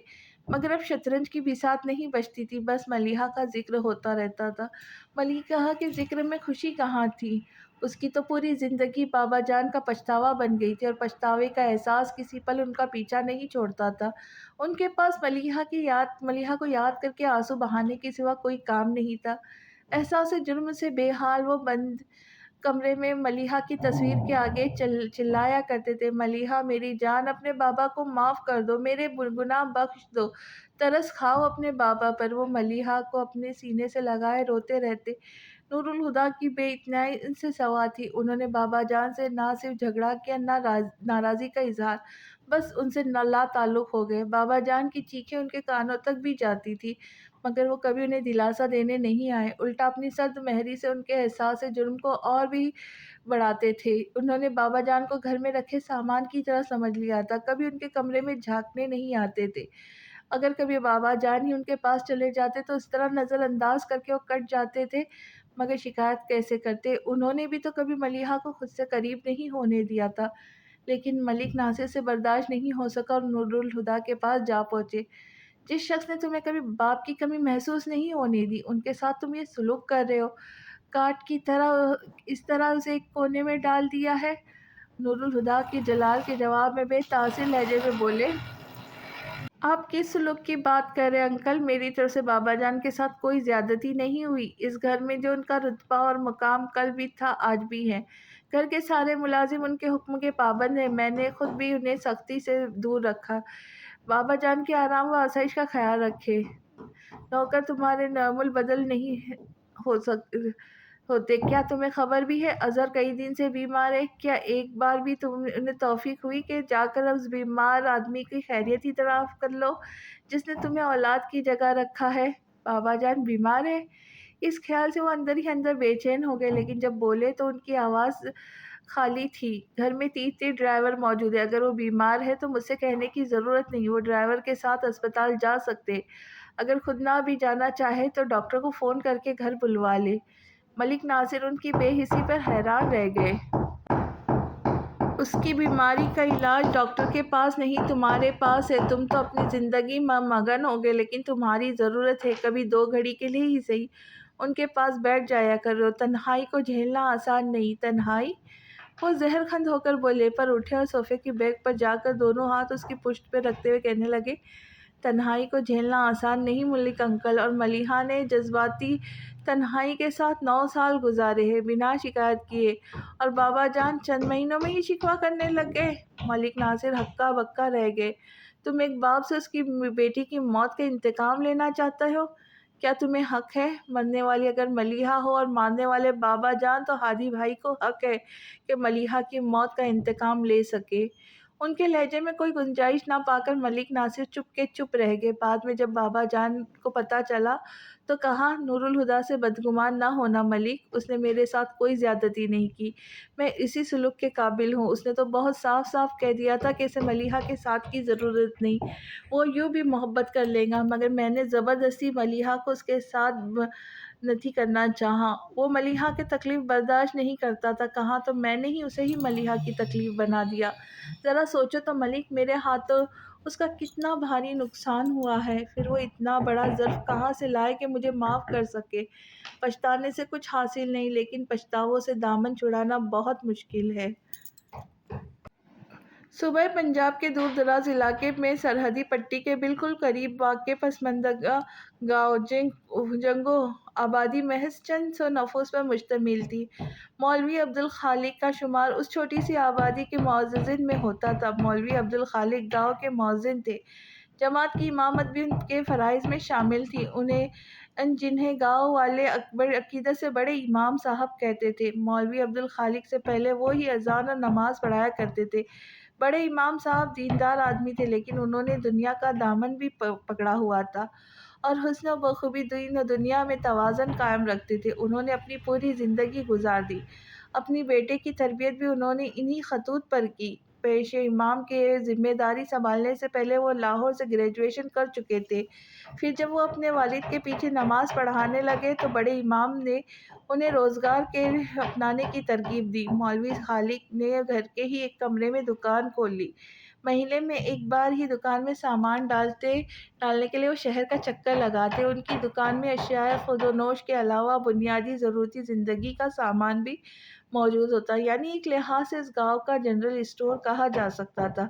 بڑے امام صاحب کا برسوں پہلے انتقال ہو چکا تھا۔ اب تو مولوی عبدالخالق بھی بزرگی کے عمر میں داخل ہو چکے تھے۔ مولوی صاحب نے گاؤں کی ہی ایک لڑکی کے ساتھ شادی کی تھی، مگر اللہ نے اولاد کی نعمت سے محروم ہی رکھا۔ رفیقہ حاجرہ بی بی ابد حیات تھی اور ملانی جی کے لقب سے خاص و عام میں مشہور تھی۔ سالوں سے مولوی خالق ایک ہی لگی بندی روٹین کی عادی ہو گئے تھے۔ فجر کی اذان سے ذرا پہلے جس وقت رات کا آخری پہر ڈھل رہا ہوتا، وہ نیند سے جاگ جاتے، پھر تہجد کی نماز پڑھ کر بیوی کو جگاتے، گاؤں کی کچی گلیوں سے گزر کر مسجد آ جاتے۔ پھر جب تک فجر کی اذان کا وقت ہوتا، مولوی صاحب مسجد میں جھاڑو لگا کر نمازیوں کے لیے صحن میں دریا بچھا دیتے۔ نماز کے بعد وہ کچھ دیر قرآن پاک کی تلاوت کرتے، پھر اپنے دکان پر لوٹ آتے، جو پھر ظہر کی نماز کے لیے بند ہو جاتی۔ نماز کے بعد 1 گھنٹے کا درس ہوتا، جس میں بڑے احکام شریعت کی بجائے چھوٹی چھوٹی عام فہم باتوں کو شامل کیا جاتے، وہ باتیں جن سے انسان کے کردار کا بنیادی ڈھانچہ تشکیل ہوتا۔ بڑے امام صاحب اکثر مولوی عبدالخالق سے کہا کرتے تھے، اصل چیز بنیاد ہی ہے، تو بنیاد مضبوط کیے جائے، عمارت اپنے آپ سیدھی اور مضبوط اٹھے گی۔ درس ختم کر کے پھر مولوی صاحب دکان پر بیٹھتے، پھر عصر کی نماز پڑھا کر گھر لوٹتے تو صحن میں گاؤں کے بچے سپارے اور اسکول کی کتابیں لے کر بیٹھ کے ان کا انتظار کر رہے ہوتے۔ مولوی صاحب دکان اور گھر کے صحن کا درمیانی دروازہ کھول دیتے اور دکانداری کے ساتھ ساتھ دین دنیا کی تعلیم جاری رہتی۔ یہ سلسلہ مغرب تک چلتا، پھر عشاء کی نماز کے بعد مسجد ہی نمازیوں کی بیٹھک ہوتی، جس میں ہر طرح کے دینی اور دنیائی مسئلے زیر بحث لاتے۔ یہ بیٹھک اس سے 1.5 گھنٹے میں برخاست ہو جاتی، لوگ اٹھ کر اپنے اپنے گھروں کو سونے چلے جاتے۔ اتنے برسوں میں آج پہلی بار مولوی صاحب کی روٹین میں فرق آیا تھا۔ آج ظہر کے بعد درس کی محفل نہیں ہوئی اور مولوی خالق نمازیوں سے معذرت کرتے اٹھائے، اور اب چلچلاتی دھوپ میں وہ گاؤں سے باہر جانے والے راستے میں تیزی سے چل رہے تھے۔ اس تبدیلی کی وجہ یہ تھی کہ 3 دن سے گاؤں والوں میں کسی سائی کے چرچے زور پکڑے تھے، وہ جو نہ جانے کہاں سے آ گیا تھا، اب گاؤں کے باہر ڈیلا ڈال رکھا تھا۔ گاؤں کے سادہ لوگ سائی کے آنے پر پرجوش ہو گئے تھے، اب انہیں سائی کی کرامات کا انتظار تھا۔ مولوی عبدالخالق نے جو کچے ایمانوں کو ڈولتے دیکھا تو معاملے کی تحقیق کرنا ضروری سمجھا۔ وہ گاؤں سے کافی دور نکل آئے تھے، کچی مٹی کے مکان بہت پیچھے چھوٹ گئے تھے، بلا کی گرمی تھی۔ مولوی صاحب کا حلق پیاس سے خشک ہو گیا تو رک کر سانس بحال کرنے لگے، پھر سامنے سے چہرے پہ آیا پسینہ خشک کر کے آنکھوں پر ایک ہاتھ کا چھجا سا بنا کر اپنے سامنے دور تک دیکھا۔ خشک زمین پر ابری لکیریں اس کی پیاس کی گواہ تھیں، اور ایک سوکھا درخت جس کے خوب پھیلی بنجر شاخوں پر کوئی خشک پتا تک نہیں تھا، مردہ زمین کے سینے پر یوں کھڑا تھا جیسے خود اپنے حال پر نوحہ کناں ہے۔ دور تک پھیلا نیلا آسمان ایک دم صاف تھا، جس پر سورج پیلے رنگ کی تھال کی مانند دہک رہا تھا۔ تاحد نگاہ پھیلا اس منظر کو ویرانی کو اور بھی گہرا کر رہا تھا۔ وہ اکلوتا زیرو اس سوکھے درخت کی چھاؤں میں بیٹھا تھا، اس کے سیاہ کپڑوں پہ مسافرتوں کی گرد جمی تھی، سر کے بال لمبے گرد آلود بے ترتیب داڑھی جھاڑ کی مانند لگ رہی تھی، اس کا ایک ہاتھ زمین پر بچھی ٹانگ کی ران پر تھا، جبکہ دوسرا موڑ کر کھڑی جبکہ دوسرا موڑ کر کھڑی کی ہوئی ٹانگ کے گھٹنوں پر سر پیچھے تنے سے ٹکا کر آنکھیں بند کیے وہ تپتی زمین پر اتنے سکون سے بیٹھا تھا جیسے صدیوں سے اسی حال میں ہو اور صدیاں اسی عالم میں گزار دے گا۔ اس کے چہرے کی مبہم نقوش سے کر وہ اذیت کی عجیب سی کیفیت جھلک رہی تھی۔ مولوی عبدالخالق نے بے ساختہ جھرجھری لی اور اس کی طرف چلنے لگے۔ درخت کے پاس پہنچ کر مولوی صاحب نے کچھ توقف کے بعد پھر کہا، بھائی، اور اس منظر نگاہوں سے دیکھنے لگے کہ آنکھیں کھول کر ان کی طرف دیکھے گا، مگر اس کی پلکوں میں تو لرزش بھی نہ ہوئی۔ مولوی صاحب نے دوبارہ اسے مخاطب کیا، کون ہو بھائی، کہاں سے آئے ہو؟ اس نے کوئی جواب نہیں دیا بلکہ ایسے بیٹھا رہا جیسے کوئی آواز سنی ہی نہ ہو۔ مولوی صاحب انتظار کرتے رہے، پھر کہا، یہاں کے تو نہیں لگتی، پھر وہ کیا خواہش ہے جو تمہیں یہاں کھینچ لائی؟ وہ اس پر پراگندہ لباس پر ایک نظر ڈال کر ہی سمجھ گئے تھے کہ وہ یہاں کا نہیں ہے، تو پوچھ لیا۔ وہ آنکھیں کھولے بغیر بولا، بتا بھی دوں تو کیا کر لیں گا؟ جو بھی میرے بس میں ہوا۔ مولوی صاحب اس کے سامنے زمین پر بیٹھے بولے تو اس نے آنکھیں کھول دی، مگر انہیں نہیں دیکھا اور آسمان پر نظریں جمائے کہنے لگا، ایک مدت خواہش کے پیچھے بھاگا ہوں، لیکن اب خواہش سے بھاگتا پھر رہا ہوں، مگر وہ ہے کہ جان ہی نہیں چھوڑتی۔ پھر اس نے ایک دم مولوی صاحب کو دیکھا، تو کوئی ایسی جگہ جانتا ہے جہاں میں خواہش سے جا چھپوں؟ مولوی صاحب نے اسے متحرم نظروں سے دیکھتے ہوئے کہا، او جھلیا، بندہ خواہش کا گھر ہے، یہ باہر کھلی نہیں پھرتی، آدمی کے اندر چھپ کے بیٹھ جاتی ہے۔ تو اپنے اندر سے چھپنا چاہتا ہے؟ اندر کو خود سے قریب نہ سمجھ۔ وہ تنبیہ انداز میں بولتا انہیں اپنی سرخ آنکھیں سے گھورنے لگا، یہ مچل دیتا ہے تو دیکھے گا تو قریب لگے گا، ہاتھ بڑھائے گا تو کچھ ہاتھ نہیں آئے گا۔ اس نے ہاتھ اٹھایا، پھر خالی مٹھی آسمان کی طرف کی اور گمبھیر آواز میں بولا، یہ ہاتھ بھر کا فیصلہ تو عمر بھر کی مسافت سے نہ مٹے، تجھے کیسے معلوم؟ مولوی صاحب کی بات سننی تھی کہ اس پر بے جان طاری ہو گیا۔ میں سرپٹ دوڑا ہوں اس سفر میں، لیکن منزل کی بجائے ہر قدم پر ٹھوکر ملی اور میں ہر بار منہ کے بل زمین پر گرتا پڑا۔ وہ فوراً ہی اٹھ کر دوڑنے لگتا، مگر 1 انچ کا فاصلہ بھی طے نہیں کر سکا، اور اب جب میں اس سفر سے عاجز آ گیا تو اس نے خواہش کو میرے پیچھے لگا دیا، جہاں جاتا ہوں پاس چلی آتی ہے، لیکن وہ ہاتھ بھر کا فاصلہ نہیں مٹتا۔ اس کی آواز میں کسک تھی۔ پھر وہ اچانک ہی آسمان کی طرف دیکھ کر چلانے لگا، مکر کرتا ہے میرے ساتھ، فریب دیتا ہے، کیسا خدا ہے تو، بندے کو دھوکہ دیتا ہے، ہنستا ہے مجھ پر، پاگل ہے پاگل۔ پھر وہ مٹی اور مٹیوں میں بھر بھر کر آسمان کی طرف پھینکنے لگا، یہ لے، نکل یہاں سے، چلا جا، نہیں ضرورت مجھے تیری، مذاق اڑاتا ہے میرا۔ مولوی صاحب لب بھیجتے اسے دیکھ رہے تھے، انہوں نے اسے روکنے یا قابو کرنے کی کوشش نہیں کی۔ پھر وہ ایک دم ان کی طرف پلٹ کے بولا، تو نے یہ آواز سنی؟ وہ آسمان پہ بیٹھا مجھ پہ ہنس رہا ہے، خوب اونچی اونچی آواز میں۔ پھر اس نے ڈھونڈ کر ایک پتھر اٹھا اور آسمان کی طرف اچھال دیا، تو چلا جا، کیوں نہیں جاتا یہاں سے، جا، چلا جا، اکیلا چھوڑ دے مجھے۔ پتھر اٹھا کر پھینکتے اسے اچانک ہی جانے کیا نظر آ گیا تھا کہ ایک جانب نظریں جمائے سہمے ہوئے انداز میں پیچھے کو ہٹنے لگا۔ وہ ٹھوکر کھا کر گرا ابھی، مگر رکا نہیں اور زمین پر خود کو گھسیٹتا درخت کے تنے سے جا لگا، جائے، چلی جائے، یہاں کیوں بار بار آ جاتی ہے؟ خدا کے لیے چلی جا۔ وہ ہاتھ اٹھا کر ہلاتا جانے کسے چلے جانے کو کہہ رہا تھا۔ مولوی صاحب نے مڑ کر دیکھا بھی، لیکن انہیں کوئی نظر نہیں آیا۔ وہ بدستور کہتا جا رہا تھا، کتنا برباد کریں گی مجھے، کتنا ستائیں گی، اب اور برداشت نہیں ہوتا۔ حسرت بھرے لہجے میں کہتے اس نے سر بازو میں چھپا لیا اور بچے کی طرح پھوٹ پھوٹ کر رونے لگا، چلی جائے یہاں سے، چلی جائے۔ مولوی صاحب گہری نظروں سے اسے دیکھتے رہے، پھر اسے روتا بلکتا چھوڑ کر گاؤں کی طرف چل پڑے۔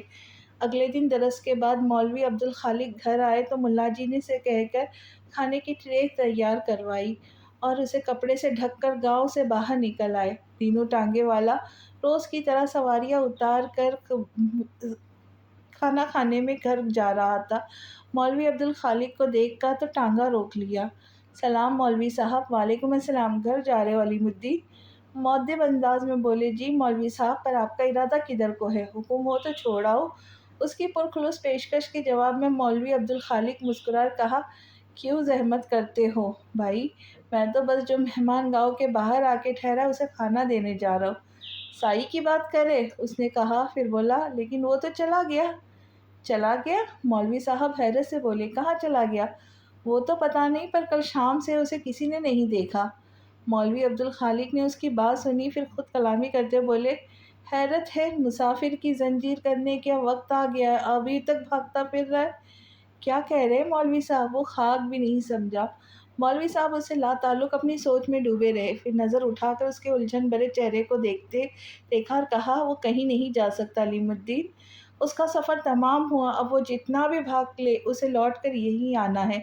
اپنی بات کہہ کر وہ واپسی کے راستے پہ پلٹ گئے، لیکن بیچارہ دینو کتنی ہی دیر بیچ راستے میں کھڑا ان کی باتوں سے مطلب اخذ کرنے کی کوشش کرتا رہا۔ اگلے دن پھر مولوی صاحب درس کے بعد گھر آئے تو کھانے کی ٹرے بنوا کر ہاتھوں میں اٹھائے باہر آ گئے، مگر آج بھی انہیں ٹرے اسی طرح واپس لے جانی پڑی۔ تیسرے دن بھی وہ ٹرے گاؤں سے باہر نکل آئے تھے۔ وہ دور سے ہی دیکھ چکے تھے کہ درخت کے پاس کوئی نہیں تھا۔ ان کے ماتھے پر شکنیں ابھر آئی۔ آج واپسی کے لیے قدم موڑتے ہوئے ان کے چہرے پر تردد تھا۔ دینو اپنا ٹانگا سے باہر نکل رہا تھا۔ اسی وقت سواریاں بھی اس کے ساتھ تھی، پھر بھی مولوی عبدالخالق کو دیکھ کے اس نے روک دیا۔ کب تک اس کا انتظار کرتے رہیں گے مولوی صاحب؟ اس جیسوں کے پیروں کو واپسی کا راستہ نہیں، وہ بحث سے بولا۔ تجھے کیا لگتا ہے علیم الدین، وہ یہاں صرف صورت دکھانے آیا تھا؟ اس کا یہاں پہ لوٹ آنا طے ہے، اب چاہے اس کے پیروں کو واپسی کا راستہ نہ ملے۔ جس نے اس کی تقدیر لکھی ہے وہ خود اسے ہاتھ تھام کر یہاں لے آئے گا۔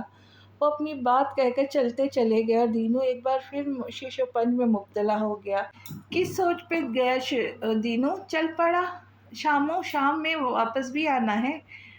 پیچھے بیٹھے شخص نے اسے ٹوکا تو وہ چک چک کی آواز نکالتا ٹانگا بڑھا لے گیا۔ مغرب کی نماز کا وقت ہو چکا تو مولوی صاحب دکان بند کر کے بچوں کو پڑھتا چھوڑ کر مسجد آ گئے۔ وضو کی، اذان دی، پھر باجماعت نماز کی امامت کروائی، دعا مانگ کر تسبیح کے دانے گراتے گھر کی طرف چل دیے۔ 14-15 سال کا لڑکا بھاگتا ہوا مولوی صاحب چلاتا ان کے پیچھے آ رہا تھا۔ مولوی صاحب نے سنا تو رک گئے اور پلٹ کر اسے دیکھنے لگے۔ وہ قریب آئے تو پوچھنے لگے، کیا بات ہے منور علی؟ وہ اتل پتل سانسوں کے بیچ جلدی سے بولا، دینو تانگے والا آپ کے مہمان کے ساتھ حکیم جی کی دکان پر بیٹھا ہے، اس نے کہا تھا آپ کو خبر کر دوں۔ مولوی عبدالخالق حیران سے کہنے لگے، میرا مہمان کون ہو سکتا ہے اور علیم الدین کو کہاں مل گیا؟ وہ تو پتہ نہیں مولوی صاحب۔ اچھا ٹھیک ہے، میں جا کر دیکھتا ہوں، انہوں نے کہا اور حکیم جی مکتب کے طرف چل پڑے۔ ان کی پہلی نظر علیم الدین کے چہرے پر پڑی، دوسری لکڑی کے بینچ پر آنکھیں بند کیے لیٹے ساحل پر، جس کے فار پر حکیم جی مرہم لگا رہے تھے۔ مولوی صاحب تیزی سے آگے آئے، یہ تمہیں کہاں مل گیا علیم الدین؟ گاڑی اڈے پہ سواریوں کا انتظار کر رہا تھا، یہ مجھے ٹکٹ گھر کے دیوار کے ساتھ پڑا ہوا نظر آیا، پاس جا کے دیکھا تو بے ہوش تھا، بدن ایسے تپ رہا تھا کہ ہاتھ نہ لگایا جائے۔ بس مولوی صاحب، پھر میں نے ان جیسے تیسے کر کے ٹانگے پہ ڈالا، گاؤں پہنچتے ہی سیدھا حکیم جی کے پاس لے آیا۔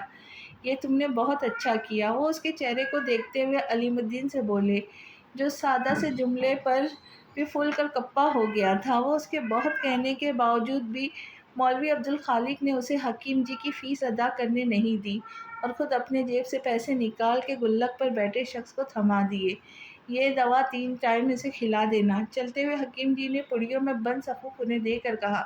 مولوی صاحب نے پڑیا لے کے انہیں سلام کیا، پھر سائی کو بے ہوشی کی حالت میں ہی اٹھا کر دینو کے ٹانگے میں لے آئے، اپنے گھر لے آئے۔ شام کے سائے گہرے ہونے لگے تھے اور اندھیرا پھیلنے لگا تھا۔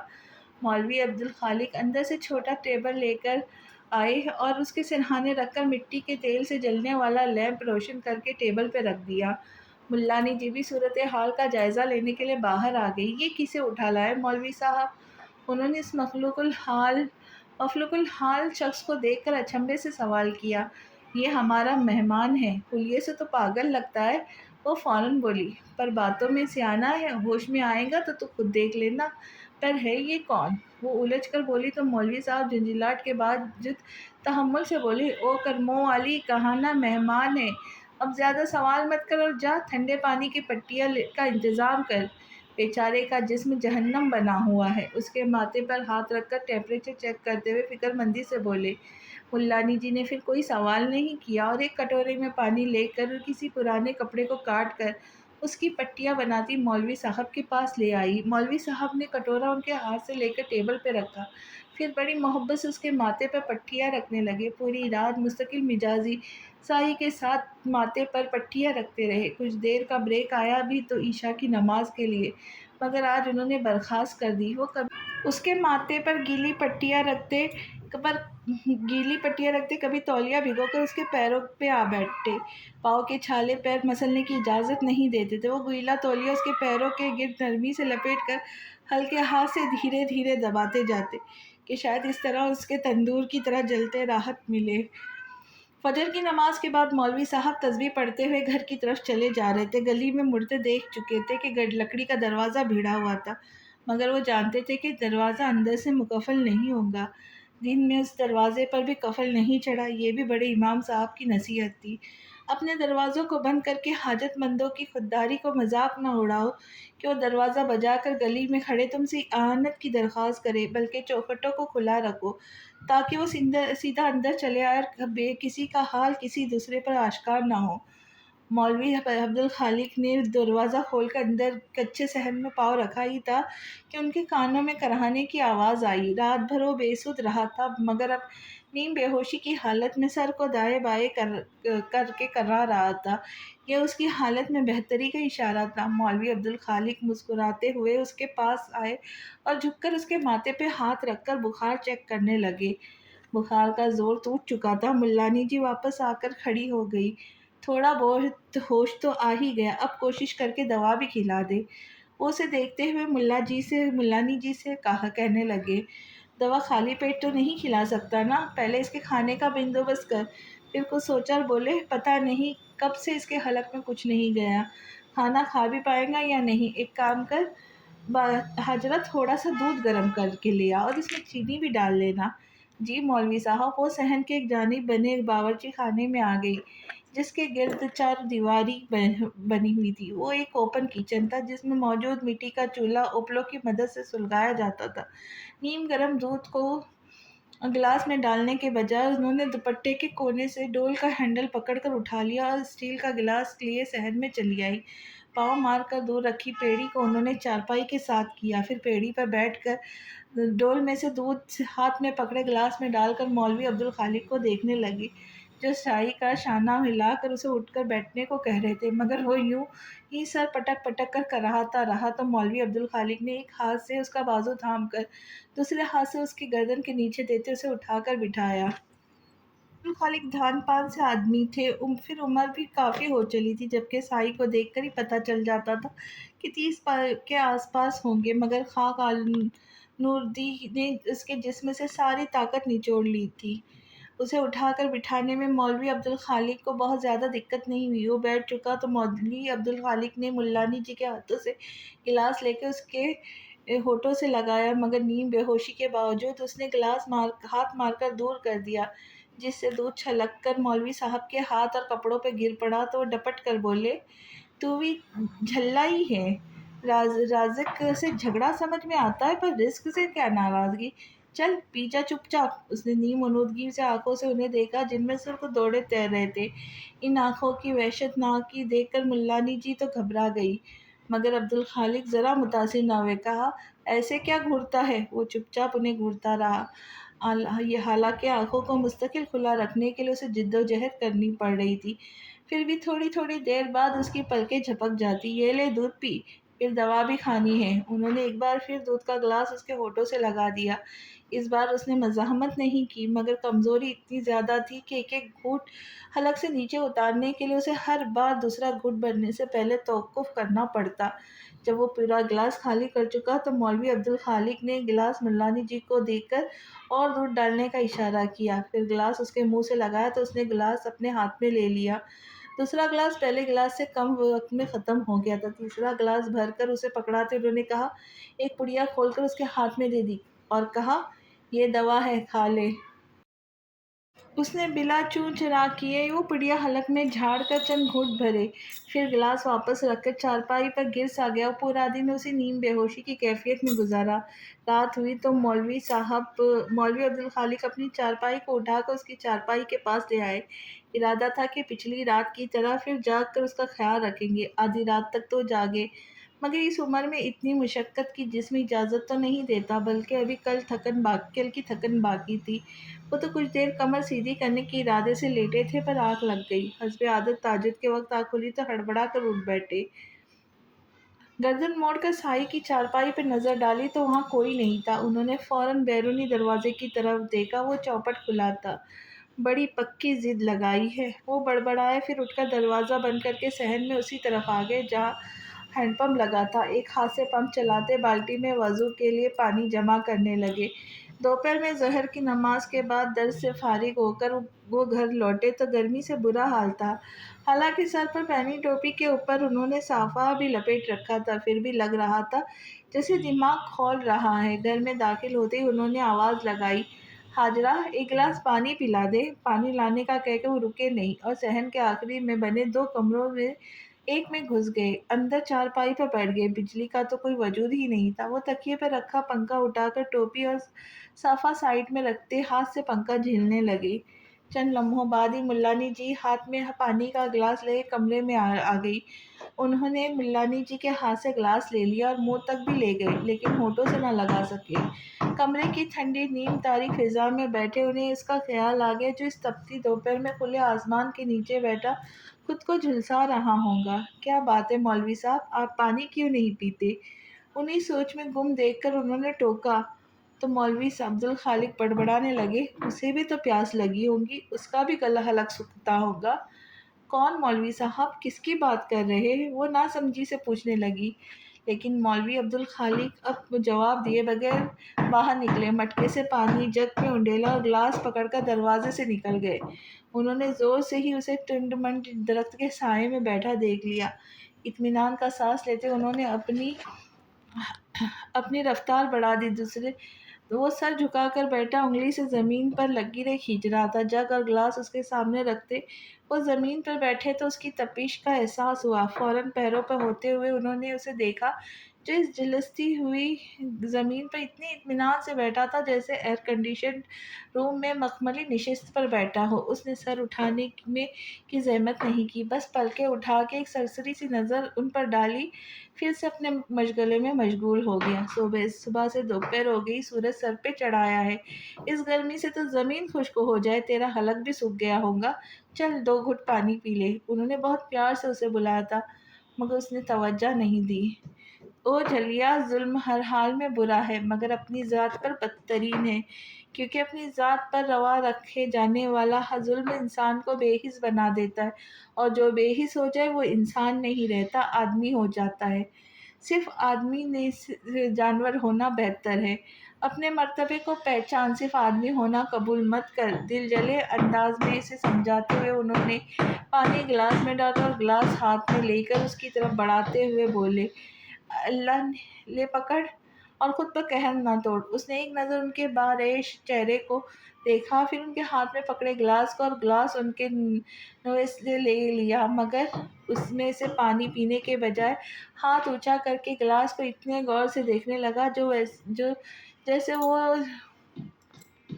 اسٹیل کا گلاس کانچ کا ہو، جس کے شفاف پردے سے وہ پانی کا معائنہ کر رہا ہو کہ آیا پانی صاف بھی ہے یا نہیں۔ پھر اس نے بہت عجیب سی حرکت کی۔ آہستگی سے گلاس الٹتے ہوئے اس نے سارا پانی زمین پہ گرا دیا۔ اس کے بعد گلاس نیچے رکھا اور اسی ہاتھ سے جگ اٹھا کر پانی گلاس میں اٹھالنے لگا۔ اس کے بعد گلاس کو اسی طرح اونچا کر کے پانی زمین پہ گرا دیا۔ پہلی حرکت دہرانے لگا، پھر تیسری بار اس نے جگ کی طرف ہاتھ بڑھایا تو مولوی صاحب چپ نہ رہ سکے۔ "یہ تم کیا کر رہے ہو؟" "آرزو کو خاک کر رہا ہوں۔" وہ ان کی طرف دیکھ کر بولا، پھر دوسرے ہاتھ میں گلاس اٹھا کر ان کی آنکھوں کے سامنے کرتے ہوئے کہا، "یہ جستجو کا برتن ہے اور انسان اس برتن کو آرزو سے بھر دیتا ہے۔" اس نے بولتے ہوئے گلاس پانی سے لبالب بھرا، "مگر آرزو کی قسمت میں تکمیل نہیں۔ آرزو کی تقدیر ہے کہ خاک ہو جاتی ہے اور جستجو کا برتن خالی رہ جاتا ہے۔ اس نے جگ رکھ کر سیدھا گلاس ہاتھ میں لیا، پھر ہاتھ اونچا کرتے دھیرے دھیرے پانی زمین پر گرا دیا اور خالی گلاس کو دیکھتا ہوا بولا، جتنی بار اس برتن کو پانی بھرو گے یہ اتنی بار خالی ہو جائے گا۔ یہاں صدیوں سے یہی ہوتا چلا آ رہا ہے، جتنی جتنی زندگی باقی رہ جاتی ہے اور خاک و خاک ہو جاتی ہے۔ اس کے چہرے پہ محض مفسوس سی مسکراہٹ تھی، مگر پھر بولتے بولتے اچانک ہی وہ افسردہ ہو گیا۔ جستجو کا خالی برتن زیادہ وزندار ہوتا ہے، وہ گلاس کو دیکھتے ہوئے تعصب بھری آواز میں بولا تھا۔ پھر جیسے اس کا دل اس کھیل سے اچاٹ ہو گیا، گلاس زمین پر لڑکاتا پرجلال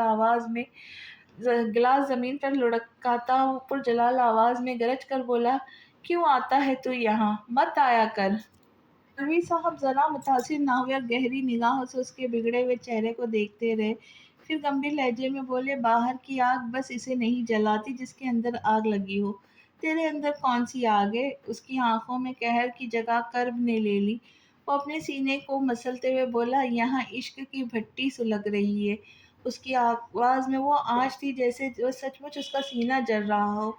وہ بے چارگی سے بولا، پھر بجھنے پر اس کا دھواں نظر نہیں آئے گا۔ باہر آگ لگے تو شعلے بھڑکتے ہیں، دھواں اٹھتا ہے، بربادی آنکھوں سے نظر آتی ہے، پر اندر آگ لگ جائے تو چنگاری بھی نہیں سلگتی، سب کچھ خاکستر ہو جاتا ہے، کچھ باقی نہیں بچتا، کسی کو کانوں کان خبر تک نہیں ہو پاتی کیا تھا جو تباہ ہو گیا تو اس آگ پر پانی ڈالنے لایا ہے۔ وہ طنز سے بول کر مذاق اڑاتے لہجے میں کہنے لگا، مجھے جھلا کہتا ہے؟ نادان تو خود ہے، اس آگ کو بجھانے آیا ہے جو جلتی ہی نہیں ہے، صرف جلاتی ہے۔ تیز لہجے میں بولتا وہ اچانک ہوش آ گیا، پھر دھیمی آواز میں کہنے لگا، وہ کہتی تھی عشق وہ آگ ہے جو جلائے تو راکھ نہیں کرتا، فنا کر دیتا ہے۔ جا چلا جا یہاں سے اور دوبارہ ادھر نہ آ، یہاں فنا کا عمل جاری ہے۔ پھر انہیں نظر انداز کرتا وہ جنونی انداز میں انگلیوں کے ناخن سے زمین کھرچنے لگا۔ وہ پھر بھی وہ بیٹھے اسے دیکھ رہے تھے کہ شاید وہ کچھ کہے، مگر وہ چپ ہی رہا۔ تو مولوی صاحب اللہ اکبر کہتے گھٹنوں پر ہاتھ رکھ کر اٹھ گئے۔